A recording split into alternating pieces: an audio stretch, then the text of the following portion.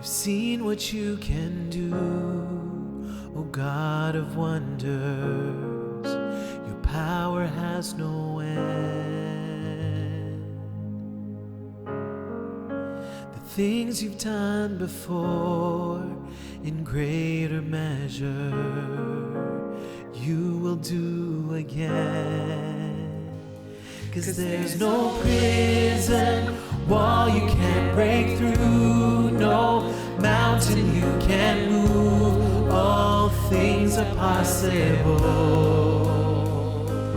There's no broken body you can't raise, no soul that you can't save. All things are possible. The darkest night, you can light it up. You can light it up. God of revival, let hope arise. Death is overcome.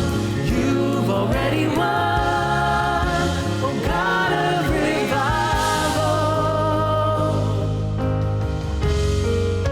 You rose in victory, and now you're seated forever on the throne. So why should my heart fear what you defeated? I will trust in you alone. 'Cause there's no prison wall you can't break through, no mountain you can't move. All things are possible. There's no broken body you can't raise, no soul that you can't save. All things are possible. The darkest night, you can light it up. You can light it up. Oh, God of revival, let hope arise. Death is overcome. You've already won. Oh, God of revival. Hallelujah. Come on. This morning, Lord Jesus, we want you to come and wake us up, oh God. Wake your people, wake your city, Lord. Hallelujah. Come on, let's sing it. Come awaken your people. Come awaken your city. Oh, God of revival, pour it out, pour it out. Every stronghold will crumble. Hear the chains hit the ground. Oh, God of revival, pour it out, pour it out. Come on. Come awaken your people. Come awaken your city. Oh, God of revival, pour it out, pour it out. Every stronghold will crumble. I hear the chains hit the ground. Oh, God of revival, pour it out, pour it out. The darkest night, you can light it up. You can light it up. Oh, God of revival, let hope arise. Death is overcome. You've already won. Oh, God of revival, the darkest night, you can light it up. You can light it up. Oh, God of revival, let hope arise. Death is overcome. You've already won. Oh, God of revival. Come on, come awaken your people. Come awaken your people. Come awaken the city. Oh, God of revival, pour it out, pour it out. Every stronghold will crumble. I hear the chains hit the ground. Oh God of revival, pour it out, pour it out. Come awaken your people, come awaken the city. Oh God of revival, pour it out, pour it out. Every stronghold will crumble. Hear the chains hit the ground. Oh God of revival, pour it out, pour it out.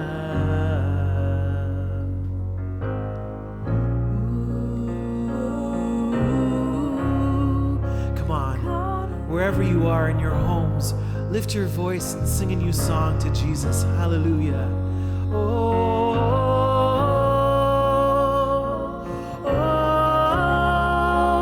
God of revival, you're the God of revival.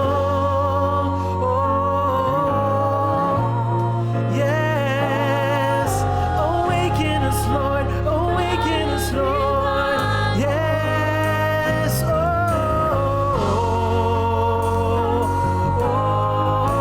come on, lift your voice. God of revival.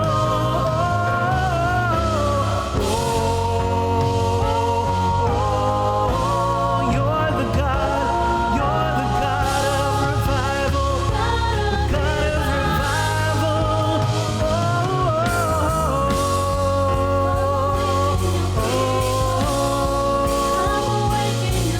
Yeah. Oh God of revival, pour it out, pour it out. Every stronghold will crumble. I hear the chains hit the ground. Oh God of revival, pour it out, pour it out.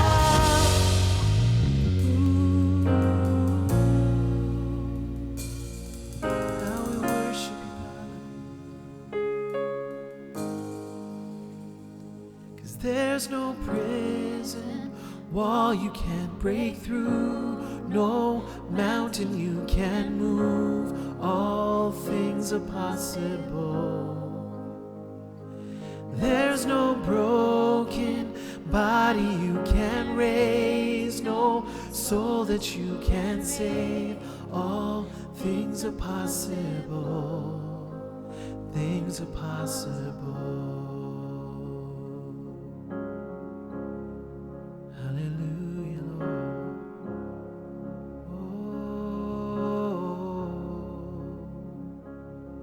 All things.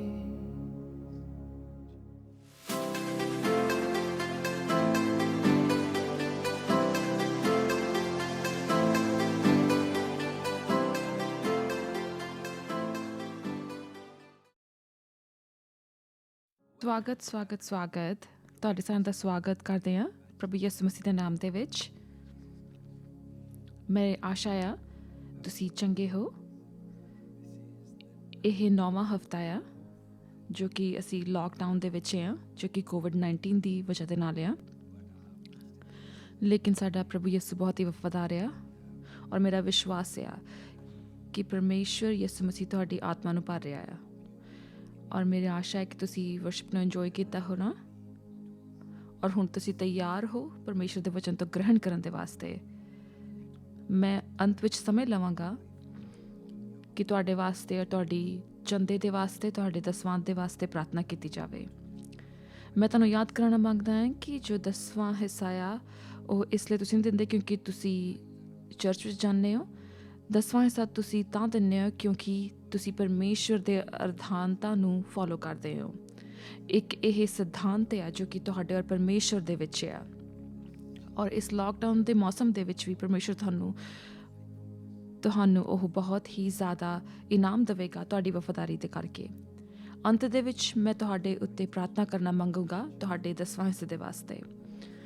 ਸਾਡੇ church ਦੇ ਵਿੱਚ ਪਿਛਲੇ 4-5 ਸਾਲਾਂ ਤੋਂ ਅਸੀਂ ਹਰ ਮਹੀਨੇ ਬਪਤਿਸਮੇ ਦਿੰਦੇ ਆ ਰਹੇ ਹਾਂ ਔਰ ਬਹੁਤ ਹੀ ਚੰਗੀ ਗੱਲ ਹੈ ਉਸ ਨੂੰ ਵਿਟਨੈਸ ਕਰਨਾ। ਲੇਕਿਨ ਉਦਾਸੀ ਦੀ ਗੱਲ ਹੈ ਕਿ ਇਸ ਲਾਕਡਾਊਨ ਦਾ ਕਰਕੇ ਅਸੀਂ ਉਸ ਨੂੰ ਮਿਸ ਕਰ ਰਹੇ ਹਾਂ, ਅਸੀਂ ਉਸ ਨੂੰ ਮਿਸ ਕੀਤਾ ਆ। ਲੇਕਿਨ ਮੇਰਾ ਵਿਸ਼ਵਾਸ ਆ ਕਿ ਜਦੋਂ ਦੁਬਾਰਾ ਅਸੀਂ ਮਿਲਾਂਗੇ, ਸਾਡੇ ਕੋਲ ਦੁਬਾਰਾ ਅਪਰਚੁਨਿਟੀ ਹੋਏਗੀ। ਇਸ ਲਈ ਜੇ ਤੁਸੀਂ ਮੰਗਦੇ ਹੋ ਕਿ ਤੁਸੀਂ ਬਪਤਿਸਮਾ ਲਵੋ, ਜਿਸ ਤਰ੍ਹਾਂ ਕਿ ਪਰਮੇਸ਼ਰ ਯਿਸੂ ਮਸੀਹ ਨੇ ਕਿਹਾ ਆ ਲੈਣ ਦੇ ਵਾਸਤੇ, ਇਸ ਲਈ ਪਲੀਜ਼ ਸਾਡੇ ਨਾਲ ਆਣ ਕੇ ਗੱਲਬਾਤ ਕਰੀਏ, ਸਾਡੇ ਨਾਲ ਵੈਬਸਾਈਟ 'ਤੇ ਗੱਲਬਾਤ ਕਰੀਏ, ਈਮੇਲ ਕਰ ਸਕਦੇ ਹਾਂ, ਫੋਨ ਕਰ ਸਕਦੇ ਹਾਂ। ਔਰ ਜਿੱਦਾਂ ਹੀ ਇਹ ਲੋਕਡਾਊਨ ਖਤਮ ਹੋਏਗਾ, ਇਹ ਸਾਡਾ ਸਭ ਤੋਂ ਵੱਡਾ ਸਨਮਾਨ ਹੋਵੇਗਾ, ਸਾਡੀ ਖੁਸ਼ੀ ਹੋਵੇਗੀ ਕਿ ਅਸੀਂ ਤੁਹਾਨੂੰ ਬਪਤਿਸਮਾ ਦੇ ਸਕੀਏ। ਔਰ ਮੈਂ ਬਪਤਿਸਮਾ ਤੁਹਾਨੂੰ ਦੇ ਸਕਦਾ ਹਾਂ। ਔਰ ਪਿਛਲੇ ਹਫਤੇ ਬੁੱਧਵਾਰ ਨੂੰ ਜਦੋਂ ਕਿ ਲਾਈਵ ਇੰਸਟਾਗ੍ਰਾਮ ਅਸੀਂ ਕੀਤਾ ਸੀਗਾ, ਔਰ ਬਹੁਤ ਹੀ ਜ਼ਿਆਦਾ ਮਜ਼ਾ ਆਇਆ। ਅਸੀਂ ਕੁਝ ਇਸ ਤਰ੍ਹਾਂ ਦਾ ਕੀਤਾ ਜੋ ਕਿ ਅਸੀਂ ਪਹਿਲਾਂ ਨਹੀਂ ਸੀ ਕੀਤਾ। 3 ਘੰਟੇ ਜੋ ਕਿ ਅਸੀਂ ਸਿਖਾਇਆ, ਅਸੀਂ ਪਰਮੇਸ਼ਰ ਦੇ ਸਿਧਾਂਤਾਂ ਨੂੰ ਸਿਖਾਇਆ, ਔਰ ਇਹ ਬਹੁਤ ਹੀ ਜ਼ਿਆਦਾ ਡੂੰਘਾਈ ਦੀ ਗੱਲਾਂ ਸੀਗੀਆਂ। ਔਰ ਮੇਰੀ ਆਸ਼ਾ ਹੈ ਕਿ ਤੁਸੀਂ ਉਹਨਾਂ ਨੂੰ ਇੰਜੋਏ ਕੀਤਾ ਹੋਣਾ ਹੈ। ਔਰ ਉਹਦੇ ਵਿੱਚ ਮੈਂ ਇਹ ਵੀ ਮੈਂਸ਼ਨ ਕੀਤਾ ਸੀਗਾ ਕਿ ਰਿਦਮ ਦੇ ਬਾਰੇ, ਕਿ ਜੋ ਕਿ ਅਸੀਂ ਜਿਸ ਨੂੰ ਚਾਹੀਦਾ ਕਿ ਅਸੀਂ ਫੋਲੋ ਕਰੀਏ। ਇੱਕ ਰਿਦਮ ਹੈ ਪਰਮੇਸ਼ਵਰ ਦੀ, ਇੱਕ ਰਿਦਮ ਆ ਜੋ ਕਿ ਪਰਮੇਸ਼ਰ ਨੇ ਬਣਾਈ ਆ। ਸ਼ੁਰੂਆਤ ਤੋਂ, ਸ੍ਰਿਸ਼ਟੀ ਦੀ ਸ਼ੁਰੂਆਤ ਤੋਂ, ਜੇ ਤੁਸੀਂ ਲਹਿਰਾਂ ਨੂੰ ਦੇਖਦੇ ਆ, ਤੁਸੀਂ ਦੇਖਦੇ ਕਿ ਉਹਨਾਂ ਦੀ ਇੱਕ ਰਿਦਮ ਆ। ਜਦੋਂ ਤੁਸੀਂ ਬੱਦਲਾਂ ਨੂੰ ਦੇਖਦੇ ਆ, ਜਦੋਂ ਤੁਸੀਂ ਦੇਖਦੇ ਆ ਕਿ ਚਾਹੇ ਸੂਰਜ ਨਿਕਲਿਆ ਹੋਵੇ, ਚਾਹੇ ਬੱਦਲ ਆਏ ਹੋਣ, ਚਾਹੇ ਤੂਫਾਨ ਹੋਵੇ, ਔਰ ਉਹਨਾਂ ਸਾਰਿਆਂ ਦੇ ਵਿੱਚ ਜੋ ਬੱਦਲਾਂ ਦੀ ਜੋ ਰਿਦਮ ਆ, ਉਹ ਇੱਕ ਰਿਦਮ ਨੂੰ ਫੋਲੋ ਕਰਦੇ ਆ। ਔਰ ਜਿਸ ਤਰ੍ਹਾਂ ਜੋ ਧਰਤੀ ਬਣੀ ਆ, ਜਿਸ ਤਰ੍ਹਾਂ ਉਹ ਘੁੰਮਦੀ ਆ, ਜਿਸ ਤਰ੍ਹਾਂ ਕਿ ਸੂਰਜ ਘੁੰਮਦਾ ਆ, ਇੱਕ ਤਰ੍ਹਾਂ ਦੀ ਰਿਦਮ ਨੂੰ ਸਾਰੇ ਫੋਲੋ ਕਰਦੇ ਆ। ਸਾਡਾ ਪਰਮੇਸ਼ਵਰ ਜੋ ਰਿਦਮ ਦਾ ਪਰਮੇਸ਼ਵਰ ਆ, ਔਰ ਜਦੋਂ ਕਿ ਪਰਮੇਸ਼ਵਰ ਦਾ ਪੁੱਤਰ ਔਰ ਧੀ ਉਸ ਰਿਦਮ ਦੇ ਵਿੱਚ ਜੇ ਜਾਣਾ ਸ਼ੁਰੂ ਕਰ ਦੇਵੇ, ਉਹ 2 ਚੀਜ਼ਾਂ ਗੱਲਾਂ ਕਰਨੀਆਂ ਸ਼ੁਰੂ ਕਰ ਦਿੰਦੇ ਆ। ਇੱਕ ਵਕਤ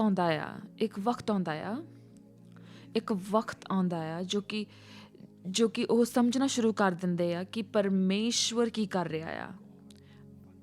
ਔਰ ਇੱਕ ਰਿਦਮ ਆ ਕਿ ਤੁਹਾਨੂੰ ਬਹੁਤ ਹੀ ਚੰਗੇ ਰਿਜ਼ਲਟਸ ਮਿਲਣਗੇ ਉਹਦੇ ਵਿੱਚ, ਅਤੇ ਨਾਲ ਉਹ ਤੁਹਾਨੂੰ ਬਹੁਤ ਹੀ ਖੁਸ਼ੀ ਮਿਲੇਗੀ ਉਹਦੇ ਨਾਲ।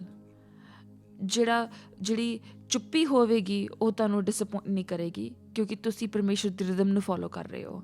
ਔਰ ਤੁਸੀਂ ਜਾਣਦੇ ਹੋ ਕਿ ਪਰਮੇਸ਼ਵਰ ਆ ਜੋ ਉਹ ਸਟਰਕਚਰ ਦਾ ਪਰਮੇਸ਼ਵਰ ਆ, ਸਿਸਟਮ ਦਾ ਪਰਮੇਸ਼ਵਰ ਆ, ਔਰ ਤੁਸੀਂ ਉਸ ਮਿਮਿਕ ਨੂੰ, ਉਸ ਰਿਦਮ ਨੂੰ ਫੋਲੋ ਕਰੋਗੇ, ਉਸ ਰਿਦਮ ਨੂੰ ਉਸੇ ਤਰ੍ਹਾਂ ਚੱਲੋਗੇ ਉਹਦੇ ਉੱਤੇ।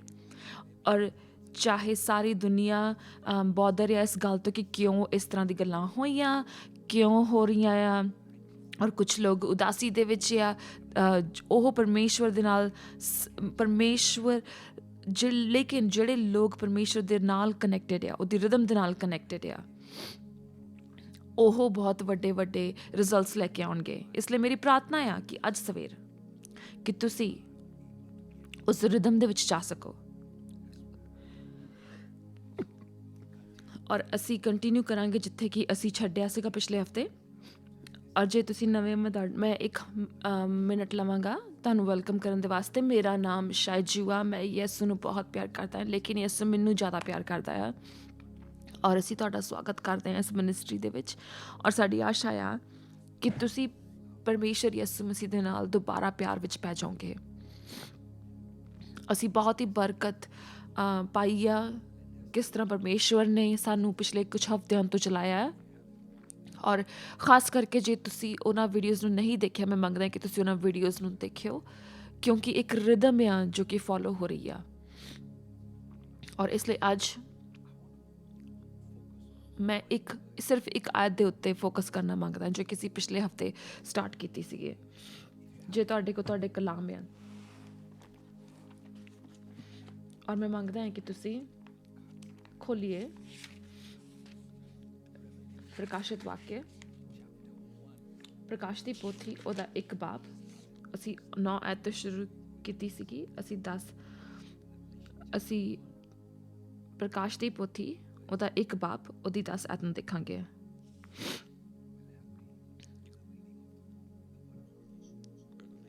ਪ੍ਰਕਾਸ਼ ਦੀ ਪੋਥੀ 1 ਬਾਬ, ਉਹਦੀ 10 ਆਇਤ।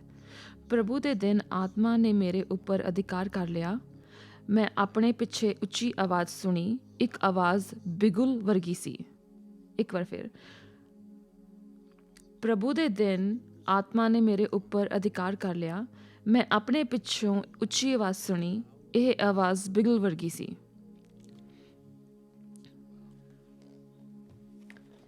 ਮੈਂ ਆਤਮਾ ਦੇ ਵਿੱਚ ਸੀਗਾ ਪਰਮੇਸ਼ਰ ਦੇ ਦਿਨ,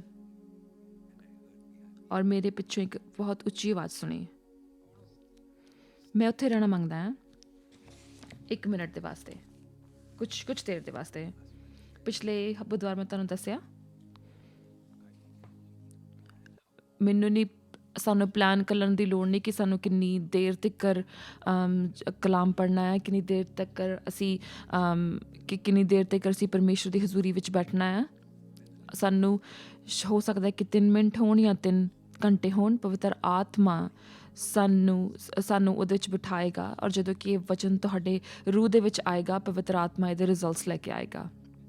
ਜੇ ਤੁਹਾਨੂੰ ਯਾਦ ਹੋਵੇ, ਪਿਛਲੇ ਹਫ਼ਤੇ ਮੈਂ ਤੁਹਾਨੂੰ ਦੱਸਿਆ ਸੀਗਾ ਕਿ ਕਿਸ ਤਰ੍ਹਾਂ ਅਸੀਂ ਯਹੂਨਾ ਨੂੰ ਲੱਭਦੇ ਹਾਂ, ਜੋ ਕਿ ਸਾਰਿਆਂ ਨਾਲੋਂ ਛੋਟਾ ਆ, ਔਰ ਕਿਸ ਤਰ੍ਹਾਂ ਉਸਨੂੰ ਇੱਕ ਇਕਾਂਤ ਵਿੱਚ ਰੱਖਿਆ ਗਿਆ ਸੀਗਾ, ਕਿਉਂਕਿ ਉਹ ਜਲਦੀ ਨਹੀਂ ਸੀ ਮੰਨ ਰਿਹਾ। ਇਸ ਲਈ ਰਾਜਾ ਨੇ ਹੁਕਮ ਕੀਤਾ ਸੀਗਾ ਕਿ ਇਸ ਨੂੰ ਇੱਕ ਪਤਮੂਸ ਦੇ ਇਲਾਕੇ ਦੇ ਵਿੱਚ ਇਕੱਲਾ ਛੱਡ ਦਿੱਤਾ ਜਾਵੇ, ਔਰ ਉੱਥੇ ਯਹੂਨਾ ਆ ਜਿੱਥੇ ਕਿ ਉਸ ਦੇ ਕੋਲ ਕੋਈ ਵੀ ਜਣਾ ਨੀਗਾ।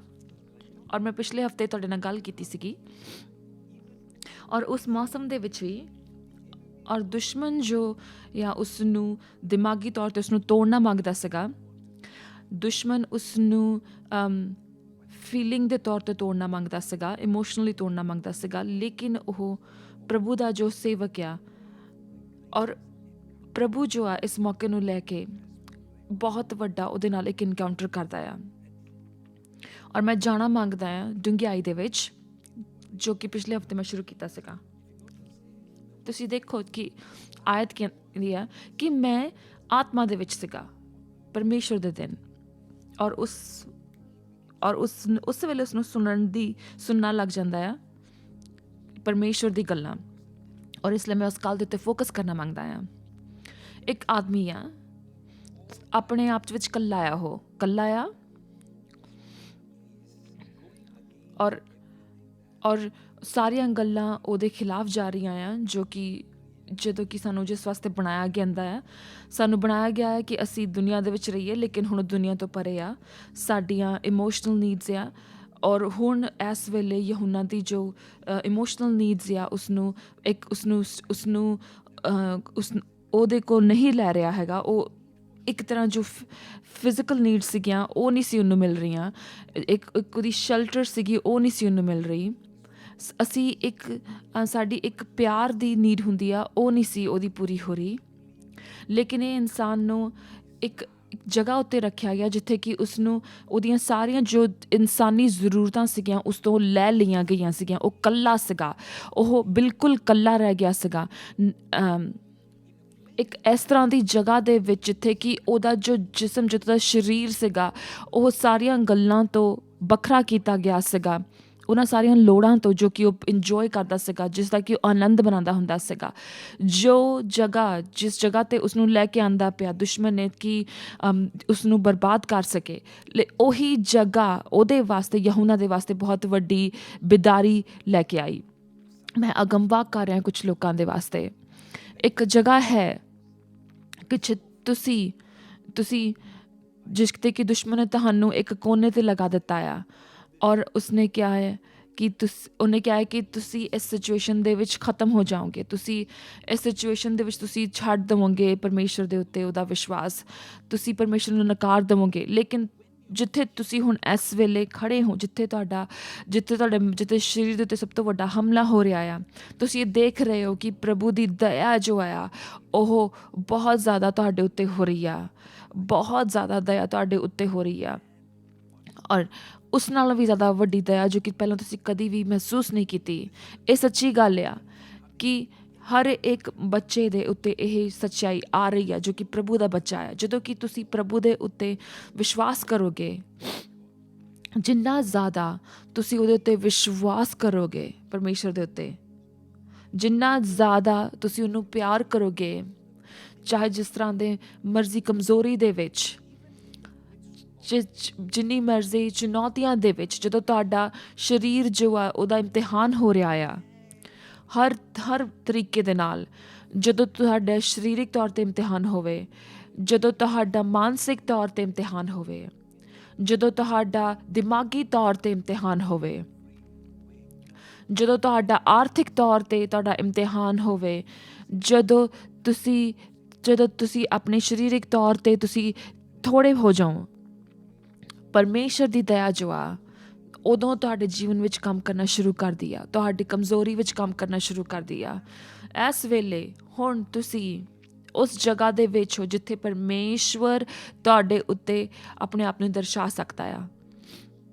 ਔਰ ਜਦੋਂ ਕਿ ਹੁਣ ਮੈਂ ਕਹਿ ਰਿਹਾ ਆ, ਮੈਂ ਇੱਕ ਬਹੁਤ ਹੀ ਸੋਹਣਾ ਦਰਸ਼ਨ ਦੇਖ ਰਿਹਾ ਆ, ਇੱਕ ਬਹੁਤ ਹੀ ਵੱਡਾ ਫੁੱਲ ਦੇਖ ਰਿਹਾ ਆ, ਜਿਸ ਜੋ ਕਿ ਫੁੱਲ ਨਾ ਮੰਗਦਾ ਆ। ਔਰ ਮੇਰਾ ਵਿਸ਼ਵਾਸ ਹੈ ਕਿ ਪਵਿੱਤਰ ਆਤਮਾ ਮੈਨੂੰ ਦਿਖਾ ਰਿਹਾ ਹੈ ਕਿਸੇ ਦੇ ਵਾਸਤੇ ਕਿ ਬਹੁਤ ਸਾਲਾਂ ਤੋਂ ਤੁਸੀਂ ਇੱਕ ਮੌਸਮ ਦੇ ਵਿੱਚ ਸੀਗੇ, ਜਿੱਥੇ ਇੱਕ ਸੋਕੇ ਦੇ ਮੌਸਮ ਦੇ ਵਿੱਚ ਸੀਗੇ, ਇਕੱਲੇਪਨ ਦੇ ਮੌਸਮ ਦੇ ਵਿੱਚ ਸੀਗੇ, ਲੇਕਿਨ ਮੈਂ ਤੁਹਾਡੇ ਉੱਤੇ ਦਇਆ ਬੋਲਦਾ ਹਾਂ। ਤੁਸੀਂ ਬਹੁਤ ਹੀ ਜ਼ਿਆਦਾ ਅਚੰਭੇ ਵਿੱਚ ਜਾਓਗੇ ਕਿ ਕਿਸ ਤਰ੍ਹਾਂ ਪ੍ਰਭੂ ਤੁਹਾਨੂੰ ਇਸਤੇਮਾਲ ਕਰੇਗਾ, ਪ੍ਰਭੂ ਕਿਸ ਤਰ੍ਹਾਂ ਤੁਹਾਨੂੰ ਮਹਿਕਾਵੇਗਾ, ਕਿਸ ਤਰ੍ਹਾਂ ਤੁਹਾਨੂੰ ਉਜਾਲੇਗਾ। ਕੁਛ ਲੋਕ ਜੋ ਆ ਇਸ ਮੌਸਮ ਦੇ ਵਿੱਚ, ਇਸ ਲਾਕਡਾਊਨ ਮੌਸਮ ਦੇ ਵਿੱਚ, ਤੁਸੀਂ ਹੋ ਸਕਦਾ ਇਹ ਫੀਲ ਕਰਦੇ ਹੋਵੋ ਕਿ ਤੁਸੀਂ ਪਰਮੇਸ਼ਵਰ ਦੇ ਵਿੱਚ ਜਿਸ ਤਰ੍ਹਾਂ ਤੁਹਾਨੂੰ ਅੱਗ ਲੱਗੀ ਹੋਈ ਸੀਗੀ ਉਸ ਤਰ੍ਹਾਂ ਨਹੀਂ ਗਈ। ਹੁਣ ਹੋ ਸਕਦਾ ਹੈ ਕਿ ਤੁਹਾਡੇ ਵਿੱਚ ਬਹੁਤ ਸਾਰੇ ਜਣੇ ਇਹ ਮਹਿਸੂਸ ਕਰਦੇ ਹੋਣ, ਥੋੜ੍ਹਾ ਆਪਣੇ ਜਿਹੜੀ ਤੁਹਾਡੀ ਪਰਮੇਸ਼ਰ ਦੇ ਵਿੱਚ ਚਾਲ ਆ ਉਹਦੇ ਵਿੱਚ ਠੰਡਾਪਨ ਮਹਿਸੂਸ ਕਰਦੇ ਹੋ। ਮੈਂ ਤੁਹਾਨੂੰ ਕੁਝ ਦੱਸਣਾ ਮੰਗਦਾ ਹਾਂ ਇਸ ਦੇ ਬਾਰੇ। ਪਲੀਜ਼ ਮੇਰੀ ਗੱਲ ਸੁਣੀਏ। ਮੈਂ ਮੰਗਦਾ ਹਾਂ ਕਿ ਤੁਸੀਂ ਇਸ ਗੱਲ ਨੂੰ ਸਮਝੀਏ ਕਿ ਕੀ ਹੋ ਰਿਹਾ ਆ ਯਹੂਨਾ ਦੇ ਨਾਲ। ਉਸਨੂੰ ਮਿਲਣਾ ਸੀਗਾ ਬਹੁਤ ਜ਼ਿਆਦਾ, ਬਹੁਤ ਵੱਡੀ ਰੈਵਲੇਸ਼ਨ, ਪ੍ਰਕਾਸ਼ਨ ਮਿਲਣਾ ਸੀਗਾ ਪ੍ਰਭੂ ਕੋ। ਉਸਨੇ ਜਾਣਾ ਸੀਗਾ, ਉਸਨੇ ਅੰਦਰ ਆਉਣਾ ਸੀਗਾ ਇਸ ਤਰ੍ਹਾਂ ਦੇ ਰੂਹਾਨੀ ਆਲਮ ਦੇ ਜਿੱਥੇ ਉਹ ਕਦੀ ਨਹੀਂ ਸੀ ਗਿਆ ਪਹਿਲਾਂ।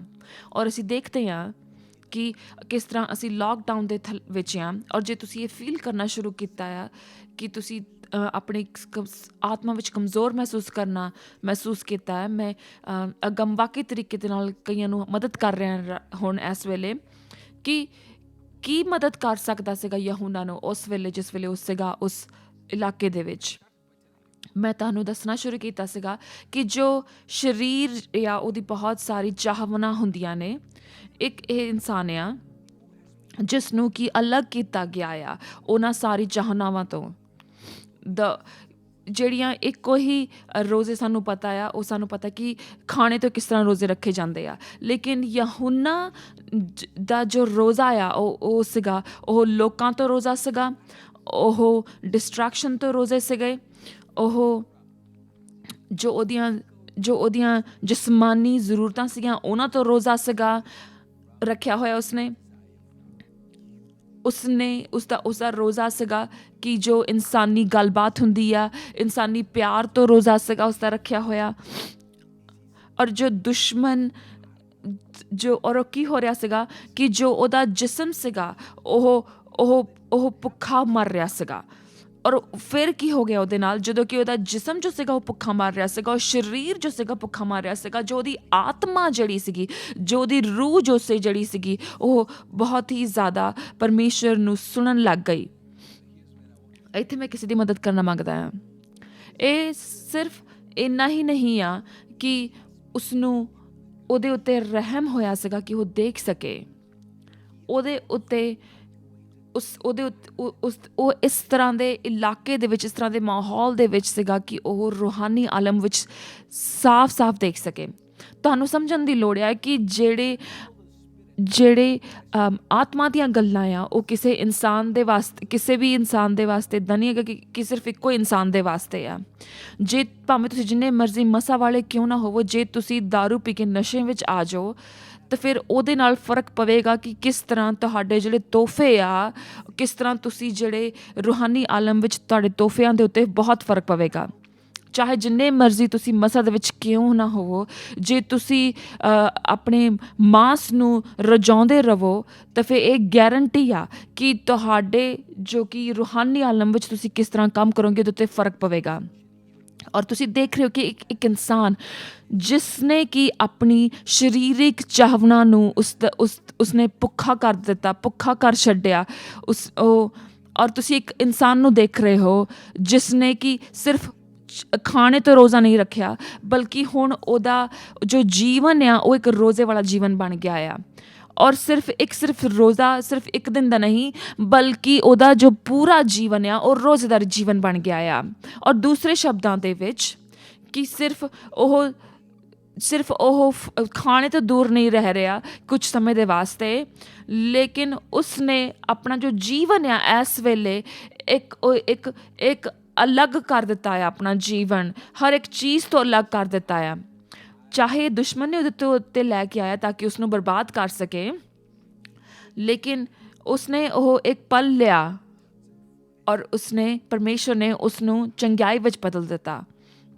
ਮੈਂ ਤੁਹਾਨੂੰ ਦਿਖਾਉਣਾ ਮੰਗਦਾ ਹਾਂ ਇੱਕ ਹੋਰ ਆਇਤ ਵਚਨ ਦੇ ਵਿੱਚੋਂ ਜੋ ਕਿ ਸਾਡੀ ਬਹੁਤ ਮਦਦ ਕਰੇਗੀ। ਔਰ ਫਿਰ ਮੈਂ ਵਾਪਸ ਆਵਾਂਗਾ ਔਰ ਫਿਰ ਮੈਂ ਦੁਬਾਰਾ ਐਕਸਪਲੇਨ ਕਰੂੰਗਾ ਕਿਸ ਤਰ੍ਹਾਂ ਤੁਸੀਂ ਇਸ ਕੋਸੇਪਨ ਨੂੰ ਜੋ ਤੁਹਾਡੀ ਰੂਹ ਦੇ ਵਿੱਚ, ਆਤਮਾ ਦੇ ਵਿੱਚ, ਉਸਨੂੰ ਖਤਮ ਕਰ ਸਕਦੇ ਹੋ। ਅਜ਼ੀਕੀਅਲ ਦੀ ਕਿਤਾਬ ਨੂੰ ਖੋਲੀਏ ਔਰ ਉਹਦਾ ਇੱਕ ਬਾਪ, ਅਜ਼ੀਕੀਅਲ ਦੀ ਕਿਤਾਬ ਉਹਦਾ ਇੱਕ ਬਾਪ।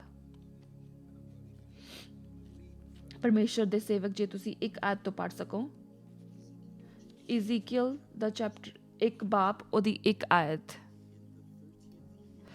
30ਵੇਂ ਸਾਲ ਦੇ ਮੈਂ ਬੂਜ਼ੀ ਦਾ ਪੁੱਤਰ ਰਿਆਜ਼ਕ ਹਿਜ਼ਕਾਲ ਹਾਂ।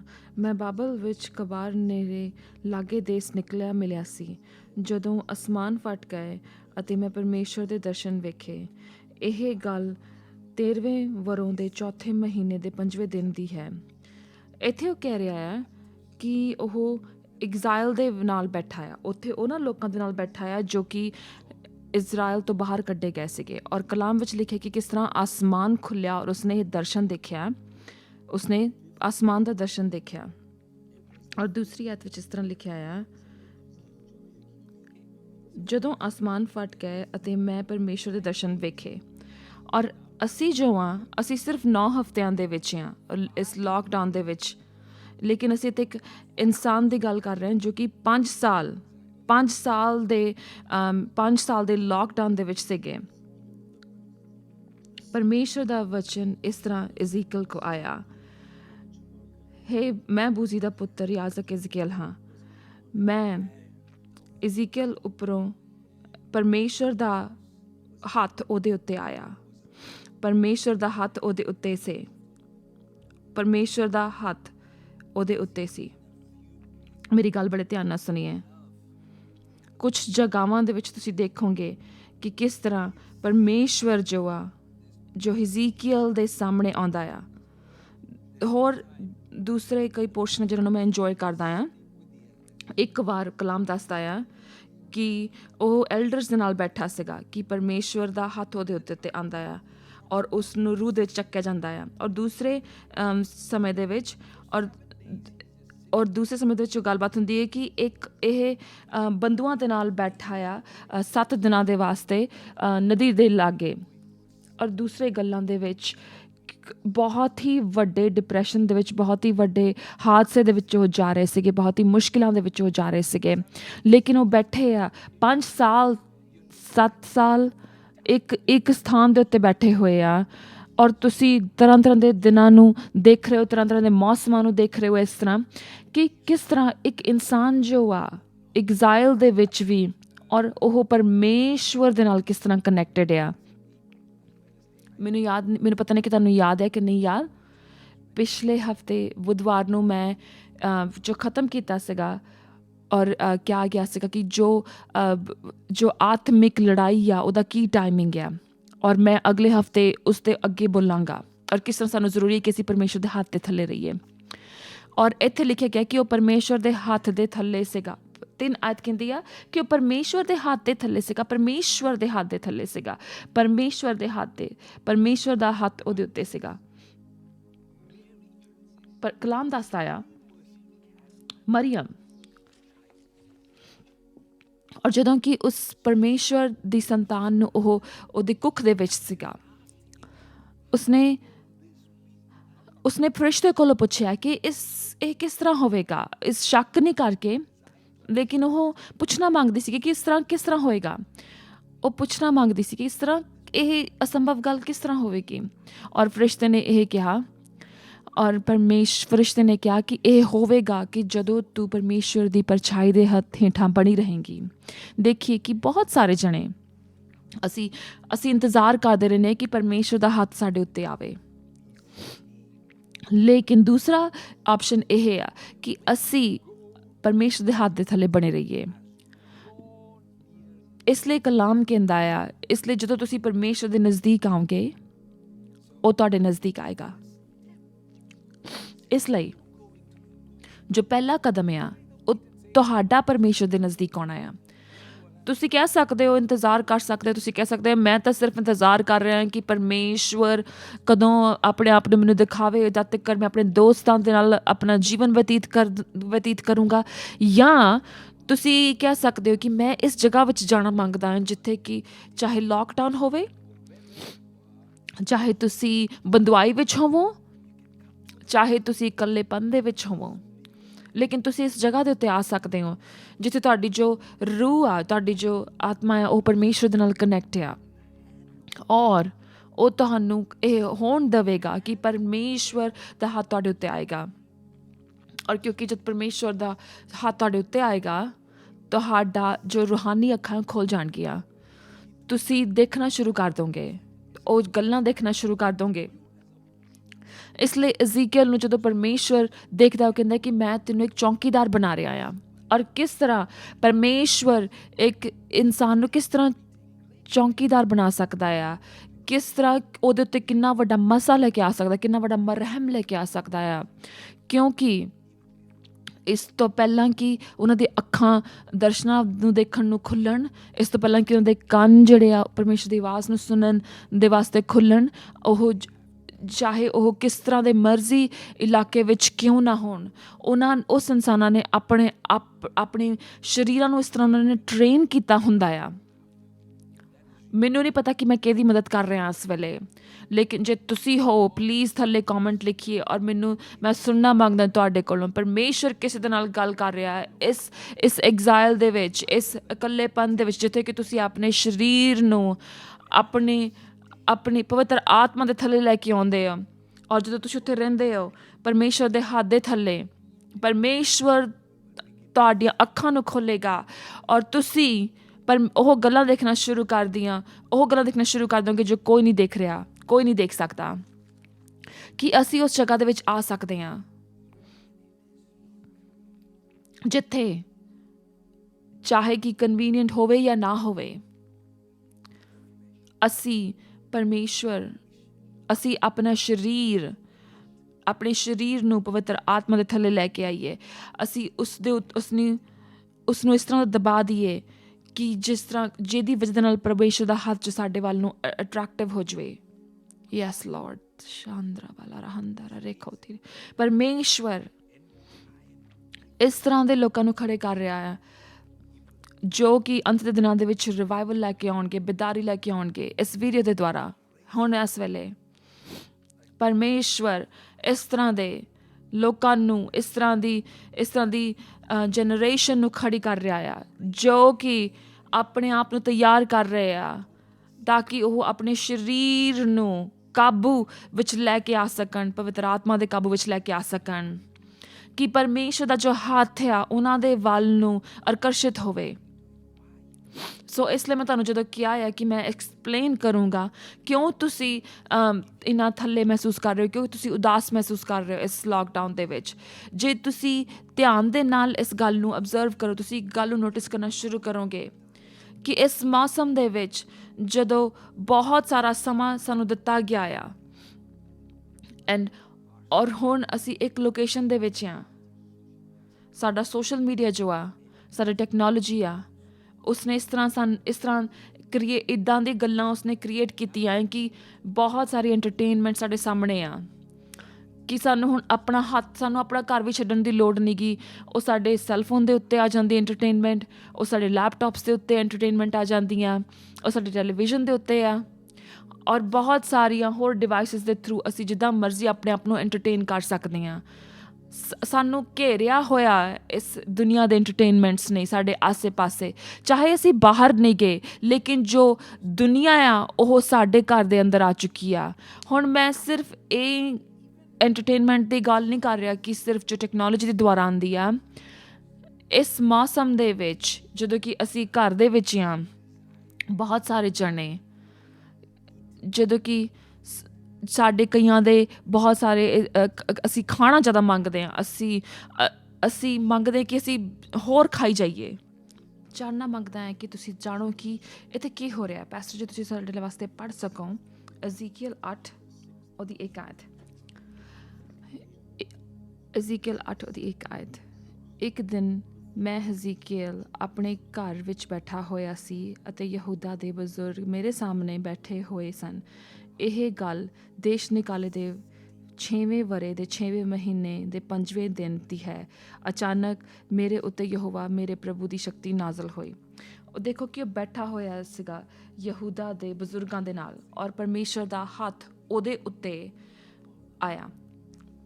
ਮੈਨੂੰ ਤੁਹਾਡਾ ਤਾਂ ਪਤਾ ਨਹੀਂ ਗਾ, ਲੇਕਿਨ ਮੈਂ ਜੇ ਉਸ ਕਮਰੇ ਦੇ ਵਿੱਚ ਹੁੰਦਾ, ਉਹ ਮੈਨੂੰ ਬਹੁਤ ਹੀ ਬੌਦਰ ਕਰਨੀ ਸੀ ਇਸ ਗੱਲ। ਕਿਉਂ ਕਿ ਅਸੀਂ ਸਾਰੇ ਜਣੇ ਇਕੱਠੇ ਬੈਠੇ ਹਾਂ ਕਿ ਉਸ ਇਨਸਾਨ ਦੇ ਨਾਲ, ਲੇਕਿਨ ਪਰਮੇਸ਼ਰ ਦਾ ਹੱਥ ਜੋ ਆ ਉਹ ਹਰ ਕਿਸੇ ਦੇ ਉੱਤੇ ਨਹੀਂ ਆ ਰਿਹਾ, ਬਲਕਿ ਸਿਰਫ ਇੱਕ ਦੇ ਉੱਤੇ ਆ ਰਿਹਾ ਆ।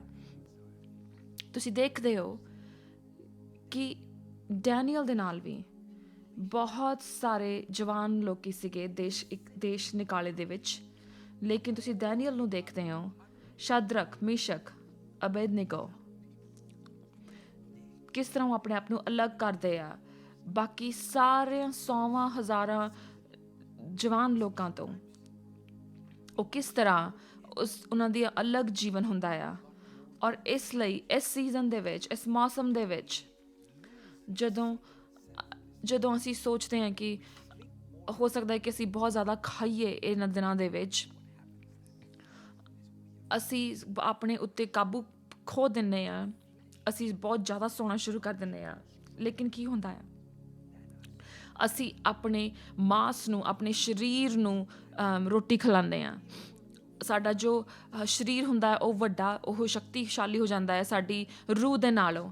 ਇਸ ਲਈ ਜੇ ਤੁਸੀਂ ਇਸ ਗੱਲ ਨੂੰ ਨੋਟਿਸ ਕਰ ਰਹੇ ਹੋ ਕਿ ਕੀ ਤੁਸੀਂ ਜਿਸ ਤਰ੍ਹਾਂ ਪਵਿੱਤਰ ਆਤਮਾ ਦੇ ਵਿੱਚ ਪਹਿਲਾਂ ਕਰਦੇ ਸੀਗੇ ਕੰਮ, ਉਸ ਤਰ੍ਹਾਂ ਨਹੀਂ ਕਰ ਪਾ ਰਹੇ ਹੋ, ਜਿਸ ਤਰ੍ਹਾਂ ਤੁਸੀਂ ਮੰਗਦੇ ਸੀ ਕਰਨਾ, ਆਪਣੇ ਦਿਲ ਦੇ ਵਿੱਚ ਪਵਿੱਤਰ ਆਤਮਾ ਦੇ ਨਾਲ ਕੰਮ ਕਰਨਾ, ਗੱਲ ਕਰਨਾ, ਮੈਂ ਮੰਗਦਾ ਹਾਂ ਕਿ ਤੁਸੀਂ ਇਸ ਗੱਲ ਦੇ ਉੱਤੇ ਧਿਆਨ ਕਰੋ ਕਿ ਦੇਖੋ ਕਿਤੇ ਤੁਸੀਂ ਆਪਣੇ ਸਰੀਰ ਨੂੰ ਤਾਂ ਨਹੀਂ ਤਕੜਾ ਕਰ ਰਹੇ, ਕਿ ਤੁਸੀਂ ਉਹਨੂੰ ਕੀ ਉਸਨੂੰ ਖਾਣਾ ਖਿਲਾ ਰਹੇ ਹੋ। ਤੁਸੀਂ ਜਦੋਂ ਤੁਸੀਂ ਇੱਕ ਵਾਰ ਪਰਮੇਸ਼ਰ ਦੀ ਆਵਾਜ਼ ਨੂੰ ਸੁਣਦੇ ਹੋ, ਪਰਮੇਸ਼ਰ ਦੇ ਵਚਨ ਨੂੰ ਸੁਣਦੇ ਹੋ, ਲੇਕਿਨ ਤੁਸੀਂ ਉਸ ਦੇ ਵਚਨ ਦੇ ਉੱਤੇ ਮਨਨ ਨਹੀਂ ਕਰਦੇ ਹੈਗੇ, ਕਿਉਂਕਿ ਜੋ ਵਚਨ ਤੁਹਾਡੇ ਕੋਲ ਆਉਂਦਾ ਆ ਉਹਨੂੰ ਵਕਤ ਲੱਗਦਾ ਹੈ ਕਿ ਉਹ ਤੁਹਾਡੇ ਰੂਹ ਦੇ ਵਿੱਚ ਸਮਾਵੇ। ਉਹਨੂੰ ਵਕਤ ਲੱਗਦਾ ਆ, ਉਹਦੇ ਵਿੱਚ ਵਕਤ ਲੱਗਦਾ ਆ ਕਿ ਤੁਸੀਂ ਉਹਦੇ ਉੱਤੇ ਮਨਨ ਕਰੋ। ਕਿਸ ਤਰ੍ਹਾਂ ਕਲਾਮ ਦੇ ਵਿੱਚ ਲਿਖਿਆ ਹੈ ਕਿ ਕਲਾਮ ਦੇ ਉੱਤੇ, ਵਚਨ ਦੇ ਉੱਤੇ ਤੁਸੀਂ ਸਵੇਰੇ ਔਰ ਸ਼ਾਮ ਮਨਨ ਕਰੋ। ਔਰ ਤੁਸੀਂ ਦੇਖਦੇ ਹੋ ਕਿ ਕਿਸ ਤਰ੍ਹਾਂ ਅਸੀਂ ਬਹੁਤ ਥੋੜ੍ਹਾ ਸਮੇਂ ਹਫ਼ਤੇ ਦੇ ਵਿੱਚ ਪਰਮੇਸ਼ਵਰ ਦੇ ਵਚਨ ਨੂੰ ਸੁਣਦੇ ਹਾਂ। ਇੱਕ ਵਾਰ ਸੁਣਦੇ, 2 ਵਾਰ ਸੁਣਦੇ ਹਾਂ, ਬਾਕੀ ਸਾਰਾ ਟਾਈਮ ਅਸੀਂ ਆਪਣੇ ਸਰੀਰ ਨੂੰ ਰਜਾਉਂਦੇ ਹਾਂ। ਔਰ ਫਿਰ ਅਸੀਂ ਦੇਖਦੇ ਹਾਂ ਕਿ ਕਿਸ ਤਰ੍ਹਾਂ ਇਹ ਸਾਰੀਆਂ ਗੱਲਾਂ ਇੰਬੈਲੈਂਸ ਦੇ ਵਿੱਚ ਆ ਜਾਂਦੀਆਂ, ਕਿਸ ਤਰ੍ਹਾਂ ਜੋ ਸਰੀਰ ਜੋ ਆ ਉਹ ਤਕੜਾ ਹੋਣਾ ਸ਼ੁਰੂ ਕਰ ਦਿੰਦਾ ਆ, ਔਰ ਪਰਮੇਸ਼ਰ ਦਾ ਆਤਮਾ ਜੋ ਆ ਸਾਡੇ ਵਿੱਚ ਕਮਜ਼ੋਰ ਪੈਣਾ ਸ਼ੁਰੂ ਹੋ ਜਾਂਦਾ ਆ। ਲੇਕਿਨ ਜੇ ਤੁਸੀਂ ਡੈਨੀਅਲ ਨੂੰ ਦੇਖੋ ਕਿ ਕਿਸ ਤਰ੍ਹਾਂ ਦੇਸ਼ ਨਿਕਾਲੇ ਦੇ ਵਿੱਚ ਵੀ ਉਸ ਦਾ ਕਿਸ ਤਰ੍ਹਾਂ ਉਹ ਕਿੰਨਾ ਜ਼ਿਆਦਾ ਪ੍ਰਾਰਥਨਾ ਦੇ ਵਿੱਚ ਬਹਿੰਦਾ ਸੀਗਾ, ਚਾਹੇ ਭਾਵੇਂ ਕੁਛ ਵੀ ਹੁੰਦਾ ਕਿਉਂ ਨਾ ਹੋਵੇ, ਲੇਕਿਨ ਜਿਸ ਤਰ੍ਹਾਂ ਦੀ ਮਰਜ਼ੀ ਡਿਸਟਰੈਕਸ਼ਨਸ ਕਿਉਂ ਨਾ ਹੁੰਦੀਆਂ ਹੋਵੇ, ਉਹ ਆਪਣੇ ਸਰੀਰ ਨੂੰ ਭੁੱਖਾ ਕਰਦਾ ਸੀਗਾ, ਕਿਉਂਕਿ ਕਿਸ ਤਰ੍ਹਾਂ ਉਸਨੂੰ ਰਾਜੇ ਦੀ ਜੋ ਮਹਿੰਦ ਸੀਗੀ ਦਿੱਤੀ ਗਈ, ਉਸਨੇ ਮਨਾ ਕਰ ਦਿੱਤਾ। ਕਿਸ ਤਰ੍ਹਾਂ ਰਾਜੇ ਦਾ ਖਾਣਾ ਉਸਦੇ ਸਾਹਮਣੇ ਪਰੋਸਿਆ ਗਿਆ, ਉਸਨੇ ਮਨਾ ਕਰ ਦਿੱਤਾ, ਔਰ ਉਸਨੇ ਆਪਣੇ ਆਪ ਨੂੰ ਇਕੱਲਾ ਕੀਤਾ। ਉਸਨੇ ਇੱਕ ਹੋਰ ਤਰ੍ਹਾਂ ਦਾ ਸਟੈਂਡਰਡ ਆਪਣੇ ਵਾਸਤੇ ਬਣਾਇਆ ਕਿ ਮੈਂ ਆਪਣੇ ਆਪ ਨੂੰ ਕਿੱਦਾਂ ਇਕੱਲਾ ਕਰਾਂ ਪਰਮੇਸ਼ਵਰ ਦੇ ਵਾਸਤੇ। ਕਿਸ ਤਰ੍ਹਾਂ ਉਹ ਪਰਮੇਸ਼ਵਰ ਦੀ ਰਿਦਮ ਦੇ ਨਾਲ ਟਿਊਨ ਸੀਗੇ। ਮੇਰੇ ਪਰਮੇਸ਼ਵਰ, ਮੈਂ ਕਿਸੇ ਨੂੰ ਇਨਕਰੇਜ ਕਰਨਾ ਮੰਗਦਾ ਹਾਂ ਜੋ ਕਿ ਮੈਨੂੰ ਸੁਣ ਰਿਹਾ ਆ ਇਸ ਵੇਲੇ, ਕਿ ਸੁਣੀਏ, ਇਹ ਪੋਸੀਬਲ ਆ।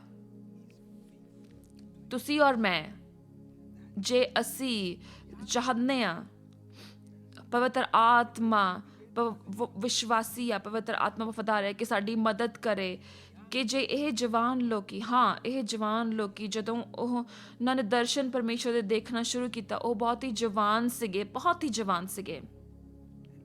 ਔਰ ਮੇਰਾ ਵਿਸ਼ਵਾਸ ਆ ਕਿ ਪਵਿੱਤਰ ਆਤਮਾ ਇਸ ਵੀਡੀਓ ਦੇ ਦੁਆਰਾ ਤੁਹਾਨੂੰ ਇੱਕ ਨਿਯੋਤਾ ਦੇ ਰਿਹਾ ਆ, ਬਹੁਤ ਸਾਰੇ ਜਣਿਆਂ ਨੂੰ।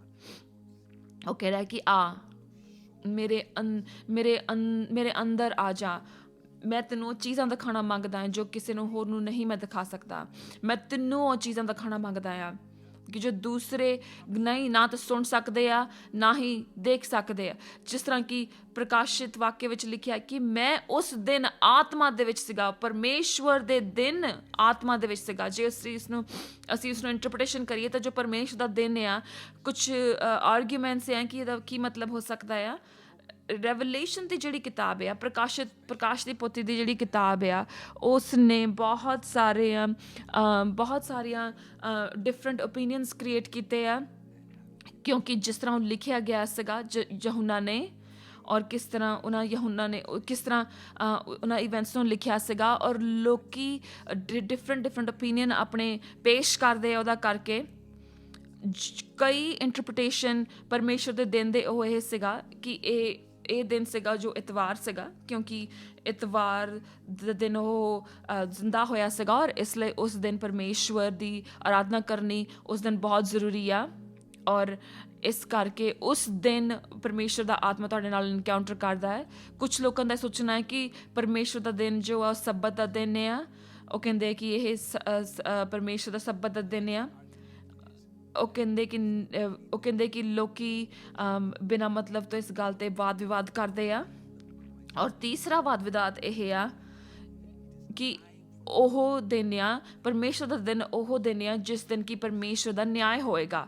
ਜਿਸ ਤਰ੍ਹਾਂ ਕਿ ਆਇਜ਼ਾਇਆ ਕਹਿੰਦਾ ਆਪਣੇ ਕਲਾਮ ਦੇ ਵਿੱਚ ਕਿ ਉਹ ਦਿਨ ਆ ਜਿਸ ਦਿਨ ਪਰਮੇਸ਼ਵਰ ਦਾ ਨਿਆਂ ਹੋਵੇਗਾ।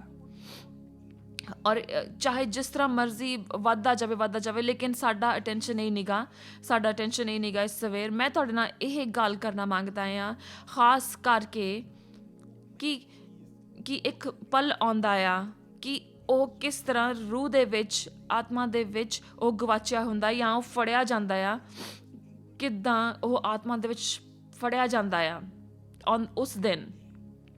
ਔਰ ਉਹ ਦਿਨ ਜਿਹੜਾ ਆ, ਜਿਸ ਤਰ੍ਹਾਂ ਉਸਨੇ ਆਪਣੇ ਸਰੀਰ ਤੋਂ ਉਸਨੇ ਆਪਣੇ ਆਪ ਨੂੰ ਅਲੱਗ ਕੀਤਾ, ਔਰ ਕਿਸ ਤਰ੍ਹਾਂ ਉਸਨੇ ਪਰਮੇਸ਼ਵਰ ਨੂੰ, ਯਿਸੂ ਮਸੀਹ ਨੂੰ ਪਿਆਰ ਕੀਤਾ, ਔਰ ਕਿਸ ਤਰ੍ਹਾਂ ਉਹ ਲੱਭਿਆ ਗਿਆ ਪਰਮੇਸ਼ਵਰ ਦੀ ਆਰਾਧਨਾ ਕਰਦੇ ਹੋਏ। ਤੁਹਾਨੂੰ ਪਤਾ ਹੈ ਪਰਮੇਸ਼ਵਰ ਦੇ ਲੋਕੋ, ਸਾਨੂੰ ਨਹੀਂ ਪਤਾ ਕਿ ਕਿਸ ਦਿਨ, ਕਿਸ ਵੇਲੇ ਕਿ ਪਰਮੇਸ਼ਵਰ ਕਿਸ ਤਰ੍ਹਾਂ ਆਪਣਾ ਹੱਥ ਸਾਡੇ ਉੱਤੇ ਆਣ ਦੇਵੇਗਾ। ਲੇਕਿਨ ਜਦੋਂ ਉਹ ਆਪਣਾ ਹੱਥ ਸਾਡੇ ਉੱਤੇ ਆਣ ਦੇਣਾ ਮੰਗਦਾ ਆ, ਸਾਨੂੰ ਜ਼ਰੂਰੀ ਆ ਕਿ ਅਸੀਂ ਉਹਦੇ ਵਾਸਤੇ ਅਵੇਲੇਬਲ ਹੋਈਏ। ਕਿ ਅਸੀਂ ਅਵੇਲੇਬਲ ਆ ਉਹਦੇ ਵਾਸਤੇ। ਜਿੱਥੇ ਮਰਜ਼ੀ ਤੁਸੀਂ ਮੈਨੂੰ ਦੇਖ ਰਹੇ ਹੋ, ਸ਼ਹਿਰ ਤੋਂ ਦੇਖ ਰਹੇ ਹੋ, ਦੇਸ਼ ਤੋਂ ਦੇਖ ਰਹੇ ਹੋ, ਮੈਂ ਤੁਹਾਨੂੰ ਇੱਕ ਕੁਐਸਚਨ ਪੁੱਛਣਾ ਮੰਗਦਾ ਹਾਂ ਕਿ ਕੀ ਤੁਸੀਂ ਪਰਮੇਸ਼ਵਰ ਦੇ ਵਾਸਤੇ ਅਵੇਲੇਬਲ ਹੋ? ਕੀ ਤੁਸੀਂ ਅਵੇਲੇਬਲ ਹੋ? ਕੀ ਤੁਸੀਂ ਪਰਮੇਸ਼ਵਰ ਦੀ ਹਜ਼ੂਰੀ ਵਿੱਚ ਲੱਭਦੇ ਹੋ? ਕੀ ਤੁਸੀਂ ਪਰਮੇਸ਼ਵਰ ਦੇ ਨਾਲ ਵਫਾਦਾਰ ਹੋ, ਕਨੈਕਟ ਹੋ ਹੋਲੀ ਸਪਿਰਿਟ ਦੇ ਨਾਲ? ਜਦੋਂ ਤੁਸੀਂ ਪਰਮੇਸ਼ਵਰ ਦੀ ਆਤਮਾ ਦੇ ਨਾਲ ਕਨੈਕਟ ਹੋਵੋਗੇ, ਫਿਰ ਤੁਹਾਡੇ ਵਾਸਤੇ ਆਸਾਨ ਹੋ ਜਾਵੇਗਾ ਕਿ ਪਰਮੇਸ਼ਵਰ ਦਾ ਹੱਥ ਤੁਹਾਡੇ ਉੱਪਰ ਆ ਸਕੇ। ਕਿਉਂਕਿ ਪਰਮੇਸ਼ਵਰ ਦਾ ਹੱਥ ਉਹਨਾਂ ਦੇ ਉੱਤੇ ਆਉਂਦਾ ਹੈ ਜਿਹੜੇ ਕਿ ਪਰਮੇਸ਼ਵਰ ਦੀ ਪਰਛਾਈ ਹੇਠਾਂ ਰਹਿੰਦੇ ਆ। ਹਾਂ, ਪਰਮੇਸ਼ਵਰ ਦੇ ਲੋਕੋ, ਜਿਹੜੇ ਜਵਾਨ ਲੋਕ ਮੈਨੂੰ ਦੇਖ ਰਹੇ ਆ, ਪਰਮੇਸ਼ਵਰ ਦੇ ਦਿਲ ਨੂੰ ਸੁਣੋ। ਬਹੁਤ ਸਾਰੇ ਲੋਕ ਜੋ ਆ ਇਸ ਵੇਲੇ ਡਿਸਟਰੈਕਟਡ ਆ। ਬਹੁਤ ਸਾਰੇ ਲੋਕ ਜਿਹੜੇ ਆ ਇਸ ਵੇਲੇ ਡਿਸਟਰੈਕਟਡ ਆ। ਬਹੁਤ ਸਾਰੇ ਲੋਕ ਜੋ ਬਿਜ਼ੀ ਆ ਦੁਨਿਆਵੀ ਗੱਲਾਂ ਦੇ ਵਿੱਚ। ਲੇਕਿਨ ਪਵਿੱਤਰ ਆਤਮਾ ਕਹਿ ਰਿਹਾ ਆ, ਉਹ ਕੰਮ ਕਰ ਰਿਹਾ ਉਹਨਾਂ ਦੇ ਦਿਲਾਂ ਦੇ ਉੱਤੇ ਜਿਹੜੇ ਆਪਣੇ ਆਪ ਨੂੰ ਅਲੱਗ ਕਰਦੇ ਆ। ਔਰ ਜੇ ਤੁਸੀਂ ਉਹਦੀ ਖੜਖੜਾਹਟ ਨੂੰ ਸੁਣੋ ਔਰ ਦਰਵਾਜ਼ਾ ਖੋਲੋ, ਔਰ ਉਹ ਕਹਿੰਦਾ ਕਿ ਮੈਂ ਅੰਦਰ ਆਵਾਂਗਾ, ਲੇਕਿਨ ਤੁਹਾਡੇ ਵਾਸਤੇ ਉਹ ਇਨਕਾਊਂਟਰ ਹੋਣਾ, ਪਰਮੇਸ਼ਵਰ ਦੇ ਨਾਲ ਗੱਲਬਾਤ ਕਰਨੀ, ਜਿੱਥੇ ਕਿ ਪਰਮੇਸ਼ਵਰ ਤੁਹਾਡੇ ਅੰਦਰ ਆਵੇ, ਤੁਹਾਡੇ ਨਜ਼ਦੀਕ ਆਵੇ। ਤੁਹਾਨੂੰ ਜ਼ਰੂਰੀ ਆ ਕਿ ਪਰਮੇਸ਼ਵਰ ਦੀ ਆਵਾਜ਼ ਸੁਣਨਾ, ਔਰ ਜ਼ਰੂਰੀ ਹੈ ਕਿ ਅਸੀਂ ਉਹਦੀ ਆਵਾਜ਼ ਨੂੰ ਸੁਣੀਏ, ਕਿ ਅਸੀਂ ਉਹਦੀ ਆਵਾਜ਼ ਨੂੰ ਅਣਸੁਣਾ ਨਾ ਕਰ ਦਈਏ, ਉਹਦੇ ਪ੍ਰੈਜ਼ੈਂਸ ਨੂੰ ਅਣਸੁਣਾ ਨਾ ਕਰ ਦਈਏ। ਕਿ ਤੁਹਾਨੂੰ ਸਮਝ ਆ ਰਹੀ ਹੈ ਕਿ ਮੈਂ ਕੀ ਕਹਿ ਰਿਹਾ ਹਾਂ? ਮੈਂ ਤੁਹਾਨੂੰ ਇਹ ਦਿਖਾ ਰਿਹਾ ਹਾਂ ਇਸ ਆਇਤ ਦੇ ਦੁਆਰਾ ਕਿ ਉਹ ਸਭ ਤੋਂ ਪਹਿਲਾਂ ਉਹ ਉਸ ਆਤਮਾ ਦੇ ਵਿੱਚ ਉਸਨੂੰ ਲੱਭਿਆ ਗਿਆ। ਦੂਸਰੀ ਗੱਲ, ਉਹਦੀ ਅੱਖਾਂ ਖੁੱਲੀਆਂ ਗਈਆਂ। ਤੀਸਰੀ ਗੱਲ, ਉਸਨੇ ਆਵਾਜ਼ ਨੂੰ ਸੁਣਿਆ। ਬਹੁਤ ਸੋਹਣੀ, ਬਹੁਤ ਵੱਡੀ ਆਵਾਜ਼, ਗਰਜ ਦੀ ਆਵਾਜ਼, ਜਿਸ ਤਰ੍ਹਾਂ ਤੂਰੀ ਦੀ ਆਵਾਜ਼। ਕੋਈ ਵੀ ਹੋਰ ਆਵਾਜ਼ ਨਹੀਂ ਸੀ, ਬਲਕਿ ਪ੍ਰਭੂ ਯਿਸੂ ਮਸੀਹ ਦੀ ਆਵਾਜ਼ ਸੀਗੀ। ਲੇਕਿਨ ਇਹ ਕਿੱਥੋਂ ਸ਼ੁਰੂ ਹੋਇਆ? ਉਸ ਦਿਨ ਜਿਸ ਦਿਨ ਯਹੋਨਾ ਕਹਿੰਦਾ ਆ ਕਿ ਮੈਂ ਵਕਤ ਲਿਆ ਕਿ ਪਰਮੇਸ਼ਰ ਦੇ ਨਾਲ ਬੈਠਾਂ, ਉਹਦੀ ਹਜ਼ੂਰੀ ਵਿੱਚ ਬੈਠਾਂ। ਮੈਂ ਵਕਤ ਲੈਣਾ ਆ ਕਿ ਚਾਹੇ ਉਹ ਡੁੱਬਦੇ ਹੋਏ ਸੂਰਜ ਨੂੰ ਦੇਖ ਰਿਹਾ ਸੀਗਾ, ਚਾਹੇ ਉਹ ਉਗਦੇ ਹੋਏ ਸੂਰਜ ਨੂੰ ਦੇਖ ਰਿਹਾ ਸੀਗਾ, ਚਾਹੇ ਉਹ ਦੁਪਹਿਰ ਦਾ ਸਮੇਂ ਸੀਗਾ, ਇੱਕ ਦਿਨ ਸੀਗਾ, ਉਹ ਆਤਮਾ ਦੇ ਵਿੱਚ ਸੀਗਾ। ਔਰ ਪਰਮੇਸ਼ਵਰ ਦਾ ਹੱਥ ਉਹਦੇ ਉੱਤੇ ਆਇਆ, ਉਹਦੇ ਉੱਤੇ ਆਇਆ, ਅਜ਼ੀਕੀਅਲ ਦੇ ਉੱਤੇ ਆਇਆ। ਯੈਸ ਲਾਰਡ, ਰਬਾ ਸ਼ਾਂਦਲਾ ਰਬਾ ਸਿੰਦਾ। ਮੈਂ ਹੁਣ ਵਕਤ ਲੈ ਰਿਹਾ ਅੱਜ ਪ੍ਰਾਰਥਨਾ ਕਰਨ ਦੇ ਵਾਸਤੇ। ਜਿਸ ਤਰ੍ਹਾਂ ਤੁਸੀਂ ਇਸ ਸ਼ਬਦ ਨੂੰ ਸੁਣੋ, ਪਰਮੇਸ਼ਵਰ ਦੇ ਸ਼ਬਦ ਨੂੰ ਸੁਣੋ, ਤੁਹਾਡੇ ਕੋਲ ਆਉਂਦੇ ਹੋਏ ਪਰਮੇਸ਼ਵਰ ਦਾ ਹੱਥ ਤੁਹਾਡੇ ਉੱਪਰ ਆ ਜਾਵੇ, ਕਿਸੇ ਦੇ ਉੱਪਰ ਆ ਜਾਵੇ। ਯਾਬਾ ਸ਼ਾਂਦਲੇ ਰੇ ਖਾਤੋ, ਪਰਮੇਸ਼ਵਰ ਦਾ ਹੱਥ ਤੁਹਾਡੇ ਉੱਪਰ ਆ ਜਾਏ। ਪਰਮੇਸ਼ਵਰ ਦਾ ਹੱਥ ਇਸ ਦੁਨੀਆ ਦੇ ਨਬੀਆਂ ਨੂੰ ਖੜੇ ਕਰੇ।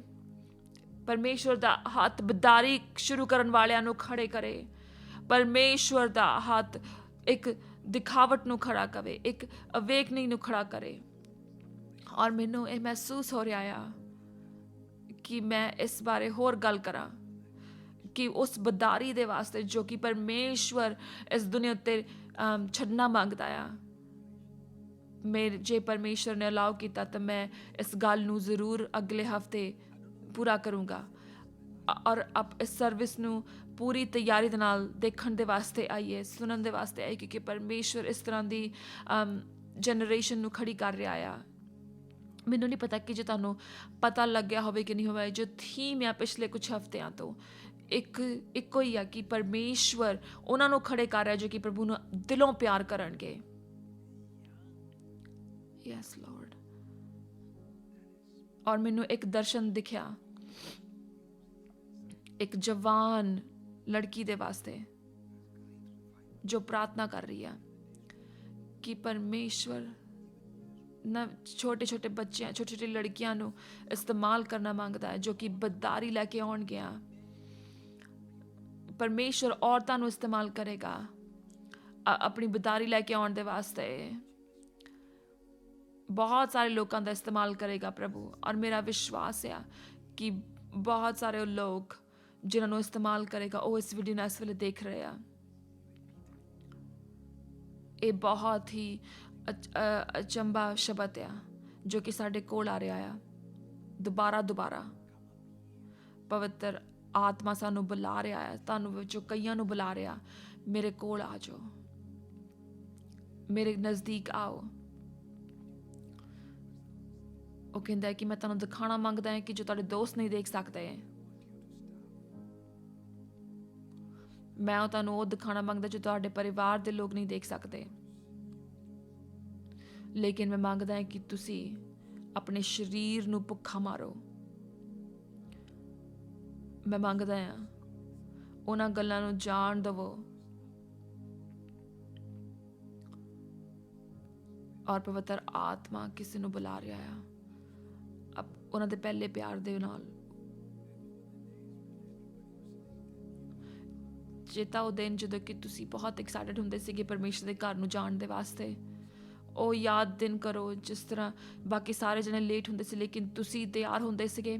ਉਹ ਦਿਨ ਯਾਦ ਕਰੋ ਜਿਸ ਤਰ੍ਹਾਂ ਵਰਸ਼ਿਪ ਮਿਊਜ਼ਿਕ ਔਨ ਹੁੰਦਾ ਸੀਗਾ ਔਰ ਉਸੇ ਵੇਲੇ ਤੁਸੀਂ ਕਨੈਕਟ ਹੋ ਜਾਂਦੇ ਸੀਗੇ ਪਰਮੇਸ਼ਰ ਦੇ ਨਾਲ। ਔਰ ਹੁਣ ਕੁਝ ਦਿਨ ਕੁਝ ਗੀਤ ਗੁਜ਼ਰ ਜਾਂਦੇ ਲੇਕਿਨ ਫਿਰ ਵੀ ਤੁਸੀਂ ਉਹਦੀ ਆਵਾਜ਼ ਨੂੰ ਨਹੀਂ ਸੁਣ ਪਾ ਰਹੇ। ਪਰਮੇਸ਼ਰ ਪ੍ਰਭੂ ਲੋਕਾਂ ਨੂੰ ਇਨਵਾਈਟ ਕਰ ਰਿਹਾ ਆ ਇੱਕ ਡੂੰਘਾਈ ਦੇ ਸਥਾਨ ਦੇ ਵਿੱਚ। ਚਾਹੇ ਤੁਸੀਂ ਤੁਹਾਨੂੰ ਉਹ ਜਲਨ ਨਹੀਂ ਜੋ ਪਹਿਲਾਂ ਹੁੰਦੀ ਸੀ, ਲੇਕਿਨ ਪਰਮੇਸ਼ਰ ਨੇ ਤੁਹਾਨੂੰ ਕਦੀ ਪਿਆਰ ਕਰਨਾ ਬੰਦ ਨਹੀਂ ਕੀਤਾ। ਮੈਨੂੰ ਇੱਕ ਗੀਤ ਆ ਰਿਹਾ ਆ, mercies never comes to an end. They are new every morning, new every morning. Great is thy faithfulness, O Lord. Great is thy faithfulness. Yes, people of God. Great is thy faithfulness. He's a steady rock. Yes, Lord. He's waiting for us. ਇੱਕ ਪਿਆਰ ਜੋ ਕਿ Peter ਹਮੇਸ਼ਾ ਦੇ reminds ਵਾਸਤੇ us. ਹੋਵੇ। He says, abstain ਉਹ ਇੱਕ from the ਮਜ਼ਬੂਤ passions ਚੱਟਾਨ of ਆ। flesh. For the ਉਹ ਤੁਹਾਡੇ ਵਾਸਤੇ ਇੰਤਜ਼ਾਰ ਕਰ ਰਿਹਾ। ਪਤਰਸ ਸਾਨੂੰ ਇਹ ਰਿਮਾਈਂਡ ਕਰਦਾ ਹੈ, ਉਹ ਕਹਿੰਦਾ ਹੈ ਕਿ ਆਪਣੇ ਆਪ ਨੂੰ ਸਰੀਰ ਦੀ ਚਾਹਨਾ ਤੋਂ ਦੂਰ ਰੱਖੋ। ਯਾਕੂਬ ਦੀ ਕਿਤਾਬ ਕਹਿੰਦੀ ਆ ਕਿ ਜਿਹੜੀਆਂ ਸਾਡੀਆਂ ਜੋ ਸਰੀਰਕ ਚਾਹਨਾਵਾਂ ਆ ਕਿਸ ਤਰ੍ਹਾਂ ਉਹ ਸਾਡੀ ਰੂਹ ਦੇ ਨਾਲ ਲੜਾਈ ਕਰਦੀਆਂ। ਇਸ ਲਈ ਜੇ ਤੁਸੀਂ ਆਪਣੇ ਆਪ ਨੂੰ ਦੇਖੋ ਘੇਰਿਆ ਹੋਇਆ ਦੇਖੋ ਵਾਦ ਵਿਵਾਦ ਦੇ ਨਾਲ, ਲੜਾਈਆਂ ਦੇ ਨਾਲ, ਯਾਦ ਰੱਖੀਏ ਇਹ ਇੱਕ ਚਿੰਨ੍ਹ ਹੋਵੇਗਾ ਕਿ ਤੁਹਾਡੇ ਜਿਹੜੀਆਂ ਚਾਹਨਾਵਾਂ ਆ ਉਹ ਲੜਾਈ ਲੱਗੀ ਹੋਈ ਆ ਉਹਨਾਂ ਦੇ ਵਿੱਚ ਰੂਹ ਦੇ ਨਾਲ। ਪਰਮੇਸ਼ਰ ਦਾ ਜੋ ਹਮੇਸ਼ਾ ਦਾ ਪਿਆਰ ਆ ਉਹ ਹਮੇਸ਼ਾ ਦੇ ਵਾਸਤੇ ਆ। ਪਰਮੇਸ਼ਰ ਚੰਗਾ ਆ, ਉਹ ਬਹੁਤ ਹੀ ਚੰਗਾ ਆ ਔਰ ਉਹਨਾਂ ਦੇ ਵਾਸਤੇ ਚੰਗਾ ਆ ਜਿਹੜੇ ਲੋਕ ਖੜੇ ਰਹਿੰਦੇ ਆ ਅੰਤ ਦੇ ਦਿਨਾਂ ਤੱਕ। ਪਰਮੇਸ਼ਰ ਯਿਸੂ ਮਸੀਹ ਦੇ ਉੱਤੇ ਤੁਸੀਂ ਭਰੋਸਾ ਕਰ ਸਕਦੇ ਹੋ ਕਿ ਪ੍ਰਭੂ ਯਿਸੂ ਮਸੀਹ ਸਾਡੇ ਉੱਤੇ ਡਿਪੈਂਡ ਕਰ ਸਕਦਾ ਹੈ। ਇਹ ਦੂਸਰਾ ਕੁਐਸਚਨ ਹੈ। ਉਹ ਕਹਿੰਦਾ ਹੈ ਕਿ ਜਦੋਂ ਮੈਂ ਦੁਨੀਆ ਉੱਤੇ ਵਾਪਸ ਆਊਂਗਾ ਕੀ ਮੈਂ ਇਹ ਵਿਸ਼ਵਾਸ ਨੂੰ ਲੱਭੂੰਗਾ। ਉਹ ਕਹਿੰਦਾ ਹੈ ਕਿ ਜਦੋਂ ਮੈਂ ਦੁਨੀਆ ਦੇ ਉੱਤੇ ਆਊਂਗਾ, ਪਰਮੇਸ਼ਵਰ ਦਿਲਾਂ ਨੂੰ ਖੜਕਾ ਰਿਹਾ ਹੈ। ਪੈਸਟਰ ਜੀ ਜੇ ਤੁਸੀਂ ਪੜ੍ਹ ਸਕੋ ਕੁਲਸੀਆਂ ਦੀ ਕਿਤਾਬ ਉਹਦਾ 3 ਬਾਬ ਉਹਦੀ 1 ਆਇਤ, ਕੁਲਸੀਆਂ ਦੀ ਕਿਤਾਬ ਉਹਦੀ 1 ਆਇਤ, ਕੁਲਸੀਆਂ ਦੀ ਕਿਤਾਬ ਉਹਦਾ 3 ਬਾਬ ਉਹਦੀ 1 ਆਇਤ। ਜਦੋਂ ਕਿ ਹੁਣ ਤੁਸੀਂ ਪਰਮੇਸ਼ਰ ਦੇ ਨਾਲ ਜਵਾਲੇ ਗਾਏ, ਉਹਨਾਂ ਗੱਲਾਂ ਨੂੰ ਲੱਭੋ ਜੋ ਕਿ ਉੱਤਮ ਨੇ, ਜਿੱਥੇ ਕਿ ਮਸੀਹ ਹੈ ਜੋ ਕਿ ਸੱਜੇ ਹੱਥ ਪਰਮੇਸ਼ਰ ਦੇ ਇਸ ਵੇਲੇ ਬੈਠਾ ਹੈ। ਇੱਥੇ ਇਹ ਹੁਕਮ ਆ ਜਿਹੜੇ ਕਿ ਪਰਮੇਸ਼ਰ ਦੇ ਨਾਲ ਜਵਾਲੇ ਗਏ ਆ। ਉਹ ਕਹਿੰਦਾ ਹੈ ਕਿ ਉਹਨਾਂ ਨੂੰ ਲੱਭੋ ਜੋ ਕਿ ਉਹਨਾਂ ਚੀਜ਼ਾਂ ਨੂੰ ਲੱਭੋ ਜੋ ਕਿ ਉੱਤਮ ਨੇ, ਜਿੱਥੇ ਕਿ ਯਿਸੂ ਮਸੀਹ ਬੈਠਾ ਆ। ਉਹਨਾਂ ਨੂੰ ਲੱਭੋ। ਇਹਦਾ ਮਤਲਬ ਕਿ ਇਹ ਸਾਨੂੰ ਕਰਨੀਆਂ ਚਾਹੀਦੀਆਂ ਚੀਜ਼ਾਂ, ਸਾਨੂੰ ਕਰਨੀਆਂ ਚਾਹੀਦੀਆਂ, ਲੱਭਣੀਆਂ ਚਾਹੀਦੀਆਂ ਉਹ ਚੀਜ਼ਾਂ ਜੋ ਕਿ ਸਵਰਗੀ ਚੀਜ਼ਾਂ ਆ, ਤਾਂ ਕਿ ਉਹ ਸਵਰਗੀ ਚੀਜ਼ਾਂ ਧਰਤੀ ਦੇ ਉੱਤੇ ਆ ਸਕਣ।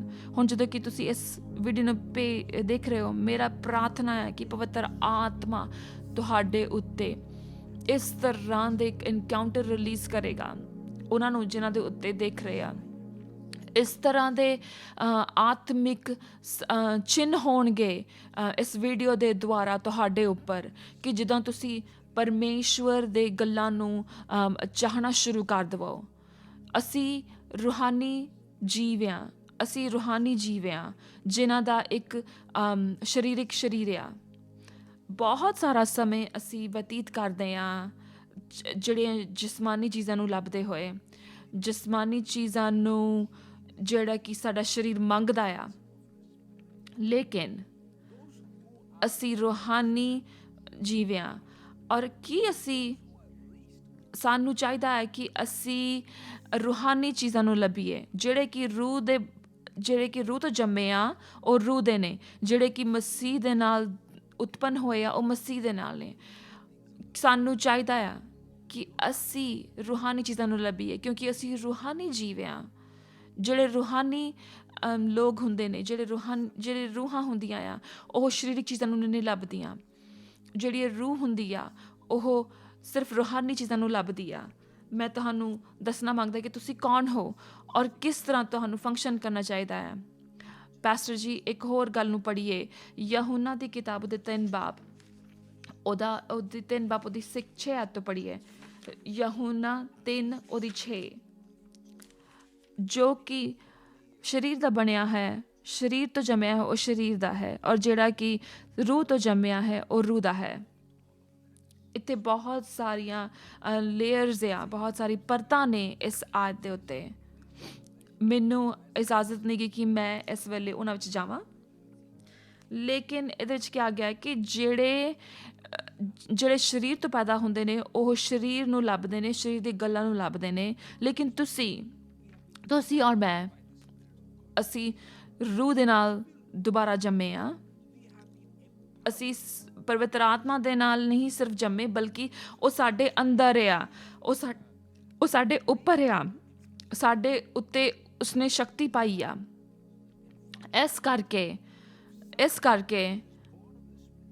ਇਸ ਕਰਕੇ ਬਹੁਤ ਵੱਡੀ ਉਮੀਦ ਆ, ਇੱਕ ਬਹੁਤ ਵੱਡੀ ਚਾਹਨਾ ਆ, ਜਿਸ ਤਰ੍ਹਾਂ ਅਸੀਂ ਕੰਮ ਕਰਦੇ ਆ, ਕਿ ਜਿਹੜਾ ਉਸ ਇਨਸਾਨ ਦੇ ਵਾਸਤੇ ਜਿਹੜਾ ਕਿ ਰੂਹ ਤੋਂ ਜੰਮਿਆ ਹੋਵੇ, ਜੋ ਕਿ ਇਸ ਵੀਡੀਓ ਨੂੰ ਫੋਲੋ ਕਰ ਰਿਹਾ ਆ। ਜੇ ਤੁਸੀਂ ਕਿਸੇ ਨੂੰ ਦੇਖ ਰਹੇ ਹੋ ਇਸ ਵੇਲੇ, ਤੁਹਾਨੂੰ ਕਹੋ ਕਿ ਤੁਸੀਂ ਆਪਣੇ ਗੁਆਂਢੀ ਨੂੰ ਕਹੀਏ ਕਿ ਤੁਸੀਂ ਰੂਹ ਦੇ ਨਾਲ ਜੰਮੇ ਗਏ ਹੋ, ਔਰ ਫਿਰ ਕਹੀਏ ਤੁਸੀਂ ਰੂਹ ਹੋ। ਹਾਂ, ਤੁਸੀਂ ਔਰ ਮੈਂ, ਅਸੀਂ ਰੂਹ ਹਾਂ, ਜਿਨ੍ਹਾਂ ਦਾ ਇੱਕ ਸਰੀਰ ਆ, ਜਿਨ੍ਹਾਂ ਦੇ ਉੱਤੇ ਸਰੀਰ ਇੱਕ ਘਰ ਆ। ਇਹਦਾ ਮਤਲਬ ਕੀ ਆ? ਪਰਮੇਸ਼ਵਰ ਯਿਸੂ ਮਸੀਹ ਕੀ ਕਹਿੰਦਾ ਹੈ? ਉਹ ਕਹਿੰਦੇ ਹੈ, ਅਗਲੀ ਆਇਤ ਵਿੱਚ ਇਸ ਤਰ੍ਹਾਂ ਲਿਖਿਆ ਆ, ਜੋ ਸਰੀਰ ਦੇ ਬਣਿਆ ਹੈ ਉਹ ਸਰੀਰ ਹੈ, ਜੋ ਰੂਹ ਦਾ ਉਤਪੰਨ ਕੀਤਾ ਆ ਉਹ ਰੂਹ ਹੈ। ਇਸ ਲਈ ਪਰਮੇਸ਼ਵਰ ਯਿਸੂ ਮਸੀਹ ਤੁਹਾਨੂੰ ਇਹ ਨਹੀਂ ਕਹਿੰਦਾ ਆ ਕਿ ਤੁਸੀਂ ਸਰੀਰ ਹੋ, ਤੁਸੀਂ ਸਰੀਰ ਦੇ ਜੰਮੇ ਹੋ। ਉਹ ਕਹਿੰਦਾ ਕਿ ਤੁਸੀਂ ਰੂਹ ਹੋ, ਕਿਉਂਕਿ ਤੁਸੀਂ ਰੂਹ ਤੋਂ ਜੰਮੇ ਹੋ। ਅਸੀਂ ਸਟਰਗਲ ਕਰਦੇ ਹਾਂ ਕਿ ਆਪਣੇ ਆਪ ਨੂੰ ਆਇਡੈਂਟੀਫਾਈ ਕਰੀਏ ਕਿ ਕਿਸ ਤਰ੍ਹਾਂ ਪਰਮੇਸ਼ਵਰ ਸਾਨੂੰ ਬੁਲਾਉਂਦਾ ਆ। ਅਸੀਂ ਮਾਸਕ ਲਗਾ ਲੈਂਦੇ, ਅਸੀਂ ਕਹਿੰਦੇ ਕਿ ਅਸੀਂ ਬਹੁਤ ਹੀ ਹਲੀਮ ਆ, ਅਸੀਂ ਕਹਿੰਦੇ ਆ ਮੈਂ ਤਾਂ ਕੁਛ ਵੀ ਨਹੀਂ ਗਾ, ਮੈਂ ਤਾਂ ਮਿੱਟੀ ਆ। ਲੋਕੀ ਕਹਿਣਗੇ ਉਹ ਕਿੰਨਾ ਹਲੀਮ ਇਨਸਾਨ ਆ।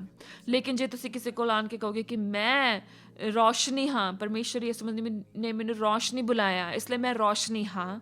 ਜੇ ਤੁਸੀਂ ਕਿਸੇ ਦੇ ਕੋਲ ਜਾ ਕੇ ਕਹੋਗੇ ਕਿ ਮੈਂ ਰੂਹ ਹਾਂ, ਤਾਂ ਲੋਕੀ ਤੁਹਾਨੂੰ ਦੇਖ ਕੇ ਕਹਿਣਗੇ ਇਹਦਾ ਦਿਮਾਗ ਖਰਾਬ ਹੋਇਆ ਹੋਇਆ, ਕਿਉਂਕਿ ਦੁਨੀਆ ਨੇ ਲੋਕਾਂ ਨੂੰ ਇਸ ਤਰ੍ਹਾਂ ਕਿਹਾ ਹੈ ਕਿ ਰੂਹ ਤੋਂ ਦੂਰ ਰਿਹਾ ਜਾਵੇ।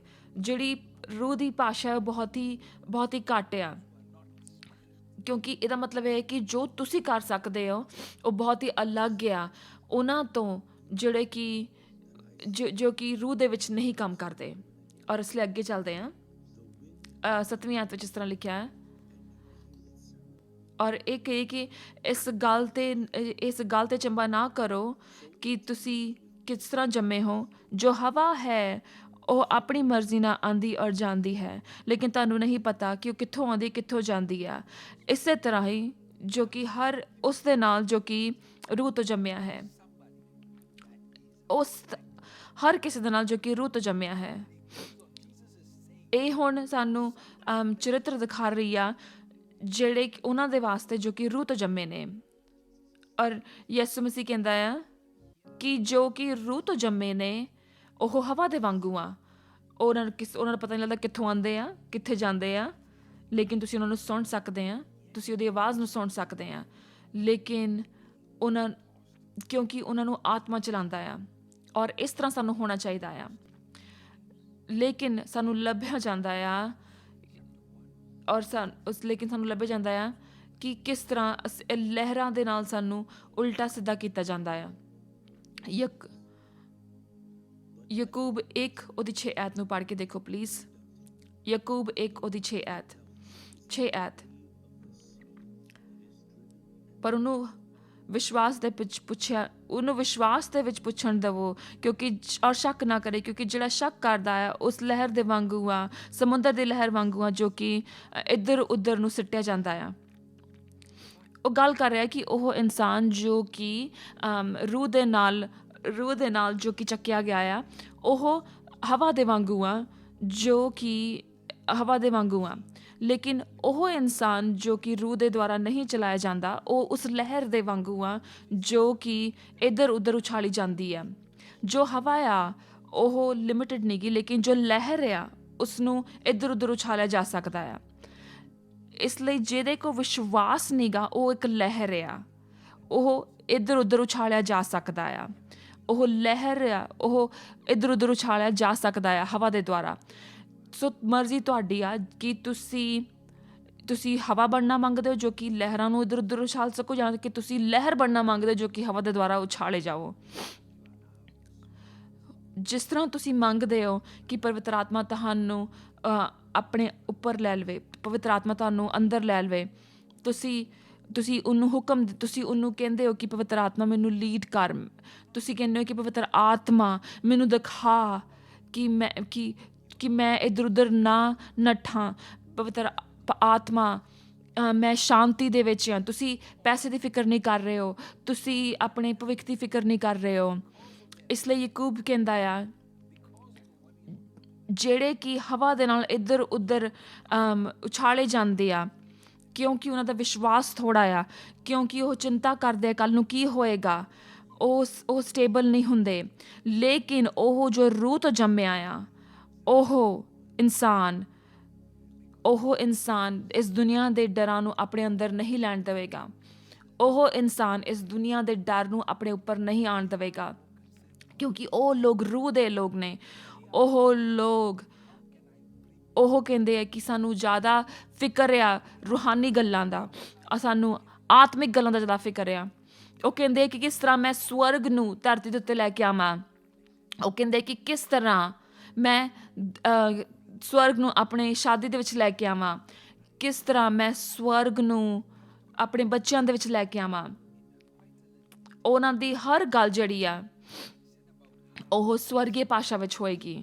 ਮੈਂ ਇਸ ਗੱਲ ਦੇ ਉੱਤੇ ਰੋਸ਼ਨੀ ਕੀਤੀ ਸੀਗੀ ਡੀਟੇਲ ਦੇ ਵਿੱਚ ਬੁੱਧਵਾਰ ਨੂੰ, ਕਿਸ ਤਰ੍ਹਾਂ ਜੋ ਕਿ ਉਹ ਇਨਸਾਨ ਜੋ ਕਿ ਸਵਰਗੀ ਆਲਮ ਦੇ ਵਿੱਚ ਪਲੱਗ ਹੋਵੇ, ਸਵਰਗੀ ਆਲਮ ਦੇ ਵਿੱਚ ਕਨੈਕਟਡ ਹੋਵੇ, ਉਹਨਾਂ ਦਾ ਜੋ ਸਵਾਦ ਆ ਉਹ ਬਦਲ ਜਾਂਦਾ ਆ। ਔਰ ਉਹਨਾਂ ਦੇ ਬਾਰੇ ਹਰ ਇੱਕ ਉਹਨਾਂ ਦੀ ਚੀਜ਼ ਜੋ ਆ, ਹਰ ਇੱਕ ਗੱਲ ਜੋ ਆ ਉਹ ਸਵਰਗੀ ਆਲਮ ਨੂੰ ਦਰਸਾਉਂਦੀ ਆ, ਕਿਉਂਕਿ ਤੁਸੀਂ ਰੂਹਾਨੀ ਆਲਮ ਦੇ ਵਿੱਚ ਹੋ। ਤੁਸੀਂ ਰੂਹਾਨੀ ਆਲਮ ਵਿੱਚ ਦੇਖ ਸਕਦੇ ਹੋ, ਤੁਸੀਂ ਰੂਹਾਨੀ ਆਲਮ ਵਿੱਚ ਸੁਣ ਸਕਦੇ ਹੋ। ਪ੍ਰਭੂ ਯਿਸੂ ਮਸੀਹ ਇਸ ਤਰ੍ਹਾਂ ਦੀ ਆਬਾਦੀ ਨੂੰ ਖੜਾ ਕਰੇ ਜੋ ਕਿ ਉਹ ਵਿਸ਼ਵਾਸੀ ਆ, ਜੋ ਕਿ ਸਿਰਫ ਇਨਫੋਰਮੇਸ਼ਨ ਦੇ ਨਾਲ ਹੀ ਨਹੀਂ ਚਲਾਏ ਜਾਂਦੇ, ਬਲਕਿ ਜੋ ਕਿ ਰੂਹ ਦੇ ਨਾਲ ਚਲਾਏ ਜਾਂਦੇ ਆ। ਇਸ ਹਫ਼ਤੇ ਕਿ ਤੁਹਾਨੂੰ ਪਵਿੱਤਰ ਆਤਮਾ ਤੁਹਾਡੇ 'ਤੇ ਕਬਜ਼ਾ ਕਰ ਲਵੇ। ਇਸ ਹਫ਼ਤੇ ਤੁਸੀਂ ਪਵਿੱਤਰ ਆਤਮਾ ਦੇ ਨਾਲ ਚਲਾਏ ਜਾਵੋ। ਇਸ ਹਫ਼ਤੇ ਤੁਹਾਨੂੰ ਦਰਸ਼ਨ ਆਉਣ। ਇਸ ਹਫ਼ਤੇ ਤੁਹਾਡੀ ਪ੍ਰਾਰਥਨਾ ਜੋ ਨਵੇਂ ਲੈਵਲ ਤੇ ਚੱਲ ਜਾਵੇ। ਪਵਿੱਤਰ ਆਤਮਾ ਤੁਹਾਨੂੰ ਫੜ ਲਵੇ ਔਰ ਇਸ ਤਰ੍ਹਾਂ ਦੀ ਗੱਲਾਂ ਤੁਹਾਨੂੰ ਦਰਸਾਵੇ ਜੋ ਕਿ ਤੁਸੀਂ ਪਹਿਲਾਂ ਕਦੀ ਨਹੀਂ ਦੇਖੀਆਂ। ਤੁਹਾਨੂੰ ਦਰਸ਼ਨ ਆਵੇ, ਤੁਹਾਨੂੰ ਸੁਪਨੇ ਆਵੇ, ਤੁਹਾਡੇ ਇਨਕਾਊਂਟਰਸ ਵਧੇ,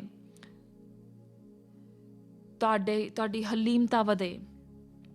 ਪਰਮੇਸ਼ਰ ਦਾ ਆਤਮਾ ਇੱਥੇ ਮੌਜੂਦ ਆ। ਜਿਸ ਤਰ੍ਹਾਂ ਕਿ ਮੈਂ ਕਹਿੰਦਾ ਆ, ਮੇਰਾ ਪੂਰਾ ਸਰੀਰ ਪਵਿੱਤਰ ਆਤਮਾ ਦੇ ਨਾਲ ਚਾਰਜ ਕੀਤਾ ਗਿਆ ਆ ਔਰ ਮੈਨੂੰ ਪਤਾ ਹੈ ਕਿ ਇਹ ਵਚਨ ਜੋ ਆ ਕਿਸੇ ਨੂੰ ਬਦਲ ਰਿਹਾ ਆ। ਇਹ ਵਚਨ ਜੋ ਆ ਕਿਸੇ ਦੇ ਘਰ ਨੂੰ ਬਦਲ ਰਿਹਾ ਆ। ਔਰ ਮੈਨੂੰ ਪਤਾ ਹੈ ਕਿ ਇਹ ਵਚਨ ਤੁਹਾਡੇ ਘਰਾਂ ਦੇ ਵਿੱਚ ਅੰਦਰ ਆ ਰਿਹਾ ਆ। ਅਸੀਂ ਪਵਿੱਤਰ ਆਤਮਾ ਤੇਰਾ ਧੰਨਵਾਦ ਕਰਦੇ ਹਾਂ ਪ੍ਰਭੂ ਜੀ, ਇਸ ਮੌਕੇ ਦੇ ਵਾਸਤੇ ਤੇਰਾ ਧੰਨਵਾਦ ਕਰਦੇ ਹਾਂ। ਅਸੀਂ ਧੰਨਵਾਦ ਕਰਦੇ ਹਾਂ ਇਸ ਪਿਆਰ ਦੇ ਵਾਸਤੇ ਜੋ ਕਿ ਕਦੀ ਵੀ ਫੇਲ ਨਹੀਂ ਹੁੰਦਾ, ਇਹ ਕਦੀ ਵੀ ਬਦਲਦਾ ਨਹੀਂਗਾ। ਤੁਸੀਂ ਉਹੀ ਇਨਸਾਨ ਨੂੰ ਜਿਸ ਨੂੰ ਬਦਲਣ ਦੀ ਲੋੜ ਆ। ਇਹ ਉਡੀਕ ਨਾ ਕਰੋ ਕਿ ਪ੍ਰਭੂ ਆਵੇਗਾ ਜਿੱਥੇ ਤੁਸੀਂ ਹੋਵੋ, ਲੇਕਿਨ ਤੁਸੀਂ ਉਹਦੇ ਹੱਥ ਨੂੰ ਪਾਲੋ, ਉਹਦੇ ਹੱਥ ਦੇ ਥੱਲੇ ਆ ਜਾਓ। Yes Lord. ਔਰ ਮੈਨੂੰ ਮਸਾ ਮਹਿਸੂਸ ਹੋ ਰਿਹਾ ਹੈ ਬਹੁਤ ਸ਼ਕਤੀਸ਼ਾਲੀ ਤਰੀਕੇ ਦੇ ਨਾਲ। ਮੈਂ ਤੁਹਾਡੇ ਵਾਸਤੇ ਪ੍ਰਾਰਥਨਾ ਕਰਨੀ ਮੰਗਦਾ ਹਾਂ ਔਰ ਚੀਜ਼ਾਂ ਹੋਣ ਦੇਵੋ। ਯੈਸ ਲਾਰਡ, ਯੈਸ ਲਾਰਡ, ਮੈਂ ਤੈਨੂੰ ਪਿਆਰ ਕਰਦਾ ਯਿਸੂ। ਆਪਣੇ ਮੂੰਹਾਂ ਨੂੰ ਖੋਲ ਕੇ ਪ੍ਰਾਰਥਨਾ ਕਰਨੀ ਸ਼ੁਰੂ ਕਰ ਦਈਏ। ਕੋਈ ਆਪਣਾ ਮੂੰਹ ਖੋਲ੍ਹ ਕਹੇ, ਪ੍ਰਭੂ ਯਿਸੂ ਮੈਨੂੰ ਦਇਆ ਦੇ ਕਿ ਮੈਂ ਆਪਣੇ ਸਰੀਰ ਦੇ ਉੱਤੇ ਕਾਬੂ ਪਾ ਸਕਾਂ, ਕਿ ਮੈਂ ਆਪਣੇ ਸਰੀਰ ਦੇ ਉੱਤੇ ਕਬਜ਼ਾ ਪਾ ਸਕਾਂ ਔਰ ਉਸਨੂੰ ਭੁੱਖਾ ਕਰ ਸਕਾਂ, ਤਾਂ ਕਿ ਮੇਰਾ ਰੂਹ ਜੋ ਆ ਤਕੜਾ ਹੋ ਸਕੇ ਔਰ ਅਸੀਂ ਦੇਖਾਂਗੇ ਬਹੁਤ ਵੱਡੀ ਵਡਾਰੀ। ਮੈਂ ਆਤਮਾ ਦੇ ਦੁਆਰਾ ਚਲਾਇਆ ਜਾਊਂਗਾ। ਮੇਰੀਆਂ ਅੱਖਾਂ ਖੁੱਲਣਗੀਆਂ, ਮੇਰੇ ਕੰਨ ਖੁੱਲਣਗੇ। ਮੈਂ ਪਰਮੇਸ਼ਰ ਦੇ ਨਾਲ ਇਸ ਦੁਨੀਆ ਉੱਤੇ ਕੰਮ ਕਰਾਂਗਾ। ਮੈਂ ਪਰਮੇਸ਼ਰ ਨੂੰ ਰਿਪਰੈਜ਼ੈਂਟ ਕਰੂੰਗਾ ਇਸ ਦੁਨੀਆ ਦੇ ਉੱਤੇ, ਯਿਸੂ ਮਸੀਹ ਦੇ ਨਾਮ ਦੇ ਵਿੱਚ। Amen, amen. ਸਾਡਾ ਪਰਮੇਸ਼ਵਰ ਉਹ ਇੰਤਜ਼ਾਰ ਕਰ ਰਿਹਾ ਆ ਇਸ ਤਰ੍ਹਾਂ ਦੀ ਆਬਾਦੀ ਦੇ ਵਾਸਤੇ ਜੋ ਕਿ ਖੜੀ ਹੋ ਸਕੇ। ਤੁਹਾਡਾ ਵਕਤ ਆ ਹੁਣ ਇਹ। ਮੈਂ ਕਿਹਾ ਤੁਹਾਡਾ ਵਕਤ ਆ ਇਹ। ਹਾਂ, ਤੁਹਾਡਾ ਵਕਤ ਹੈ ਇਹ। ਮੈਂ ਦੇਖ ਰਿਹਾ ਹਾਂ ਕਿ ਕੋਈ ਜਣਾ ਸਕਰੀਨ ਦੇ ਉੱਤੇ ਹੱਥ ਕਰ ਰਿਹਾ ਹੈ। ਹਾਂ, screen. Yes Lord, thank you Jesus. ਪਵਿੱਤਰ ਆਤਮਾ, ਮੈਂ ਦੇਖ ਰਿਹਾ ਕਿ ਪਵਿੱਤਰ ਆਤਮਾ ਕਿਸ ਤਰ੍ਹਾਂ ਬਹੁਤ ਘਰਾਂ ਦੇ ਵਿੱਚ ਇਸ ਵੇਲੇ ਬਹੁਤ ਸਾਰੇ ਜਣੇ ਪਰਮੇਸ਼ਰ ਦੀ ਆਤਮਾ ਦੇ ਥੱਲੇ ਫਲੋਰ ਦੇ ਉੱਤੇ ਵੀ ਪਏ ਨੇ ਔਰ ਕਈ ਕਹਿ ਰਹੇ ਨੇ ਮੈਂ ਪਰਮੇਸ਼ਰ ਇੱਥੇ ਹਾਂ। ਇੱਥੇ ਕੋਈ ਜਣਾ ਟਾਈਪ ਕਰੇ, ਮੈਂ ਇੱਥੇ ਹਾਂ ਪਰਮੇਸ਼ਰ।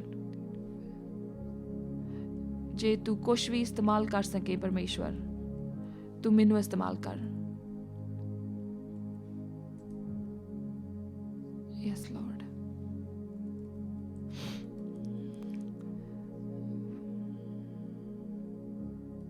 Yes, Lord. Rabba Shanda Lara Kotur.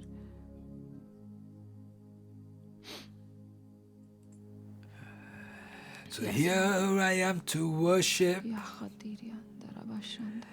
Here I am to bow down. Here I am to say that you're my God. Here I am to You're say altogether that worthy, you're my God. altogether lovely, You're altogether wonderful to me. altogether lovely, altogether wonderful to me.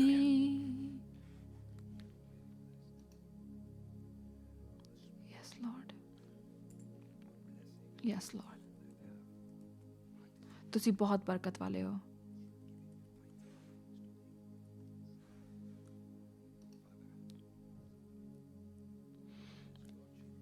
ਮੈਂ ਉਹਨਾਂ ਦੇ ਉੱਤੇ ਬਰਕਤ ਬੋਲਣਾ ਮੰਗਦਾ ਹਾਂ ਜਿਨ੍ਹਾਂ ਨੇ ਹਿੱਸਾ ਪਾਇਆ 10ਵੇਂ ਹਿੱਸੇ ਦੇ ਵਿੱਚ ਔਰ ਆਫਰਿੰਗਸ ਦੇ ਵਿੱਚ। ਪ੍ਰਭੂ ਜੀ, ਜਦੋਂ ਕਿ ਤੇਰੇ ਬੱਚੇ ਤੇਰੀ ਹੁਕਮ ਨੂੰ ਮੰਨਦੇ ਆ, ਪਵਿੱਤਰ ਆਤਮਾ ਉਹਨਾਂ ਦੀ ਆਫਰਿੰਗਸ ਨੂੰ ਐਕਸੈਪਟ ਕਰ ਪ੍ਰਭੂ ਜੀ, ਉਹਨਾਂ ਦੇ ਦੇਣ ਨੂੰ ਐਕਸੈਪਟ ਕਰ ਮੇਰੇ ਯਿਸੂ। ਔਰ ਉਹਨਾਂ ਨੂੰ ਦੇਖਣ ਦੇ ਕਿ ਬਹੁਤ ਵੱਡਾ ਫਾਈਨੈਂਸ਼ੀਅਲ ਬ੍ਰੇਕ ਥਰੂ ਉਹਨਾਂ ਦੇ ਉੱਤੇ ਆਵੇ। ਯੈਸ ਲਾਰਡ, ਅਸੀਂ ਰਿਲੀਜ਼ ਕਰਦੇ ਹਾਂ ਉਹਨਾਂ ਦੇ ਹਰ ਇੱਕ ਜੀਵਨ ਦੇ ਖੇਤਰ ਦੇ ਵਿੱਚ, ਯਿਸੂ ਮਸੀਹ ਦੇ ਨਾਮ ਦੇ ਵਿੱਚ। ਆਮੇਨ।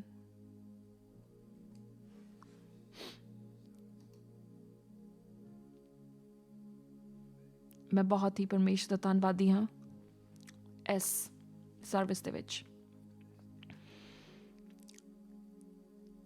ਮੈਂ ਉਹਦੀ ਹਜ਼ੂਰੀ ਦੇ ਨਾਲ ਭਰਿਆ ਹੋਇਆ ਹਾਂ ਔਰ ਇਸ ਤੋਂ ਬਾਅਦ ਕੁਝ ਵਕਤ ਲੈ ਕੇ ਪਰਮੇਸ਼ਰ ਦੇ ਨਾਲ ਸਮੇਂ ਬਿਤਾਈਏ, ਉਹਦੀ ਪ੍ਰੈਜ਼ੈਂਸ ਨੂੰ ਇੰਜੋਏ ਕਰੀਏ, ਇਸ ਨੂੰ ਦੁਬਾਰਾ ਸੁਣੀਏ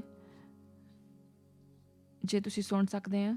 ਮੈਂ ਵੇਟ ਨਹੀਂ ਕਰ ਸਕਦਾ ਕਿ ਮੈਂ ਤੁਹਾਨੂੰ ਦੁਬਾਰਾ ਮਿਲਾਂ ਵੈਨਸਡੇ ਨੂੰ ਔਰ ਫਿਰ ਦੁਬਾਰਾ ਸੰਡੇ ਨੂੰ। ਜੇ ਤੁਸੀਂ ਬਲੈਸਡ ਆ ਤਾਂ ਇਸ ਨੂੰ ਕਿਸ ਦੇ ਨਾਲ ਸਾਂਝਾ ਕਰੀਏ। ਟਰਾਂਸਲੇਸ਼ਨ ਸਾਡੀਆਂ ਆਉਣਗੀਆਂ ਔਰ ਉਹਨਾਂ ਨੂੰ ਫੋਰਵਰਡ ਕਰੇਗਾ ਉਹਨਾਂ ਦੇ ਵਾਸਤੇ ਜੋ ਕਿ ਉਸ ਭਾਸ਼ਾ ਨੂੰ ਸਮਝਦੇ ਹੋਣ। ਪਰਮੇਸ਼ਰ ਤੁਹਾਨੂੰ ਬਹੁਤ ਹੀ ਬਰਕਤ ਦੇਵੇ। ਜਦ ਤੱਕ ਕਿ ਅਸੀਂ ਦੁਬਾਰਾ ਨਹੀਂ ਮਿਲਦੇ, ਸਾਨੂੰ ਨਹੀਂ ਪਤਾ ਕਿ ਪਰਮੇਸ਼ਵਰ ਕਦੋਂ ਆ ਜਾਵੇ, ਕਿ ਪਰਮੇਸ਼ਵਰ ਸਾਨੂੰ ਤਿਆਰ ਕਰੇ ਆਪਣੀ ਆਮਦ ਦੇ ਵਾਸਤੇ। ਤਦ ਤੱਕ ਤੁਸੀਂ ਪਰਮੇਸ਼ਵਰ ਦੇ ਸੱਜੇ ਹੱਥ ਦੇ ਥੱਲੇ ਰਹੋ। ਪਰਮੇਸ਼ਵਰ ਤੁਹਾਨੂੰ ਬਹੁਤ ਬਰਕਤ ਦੇਵੇ। ਆਮੇਨ।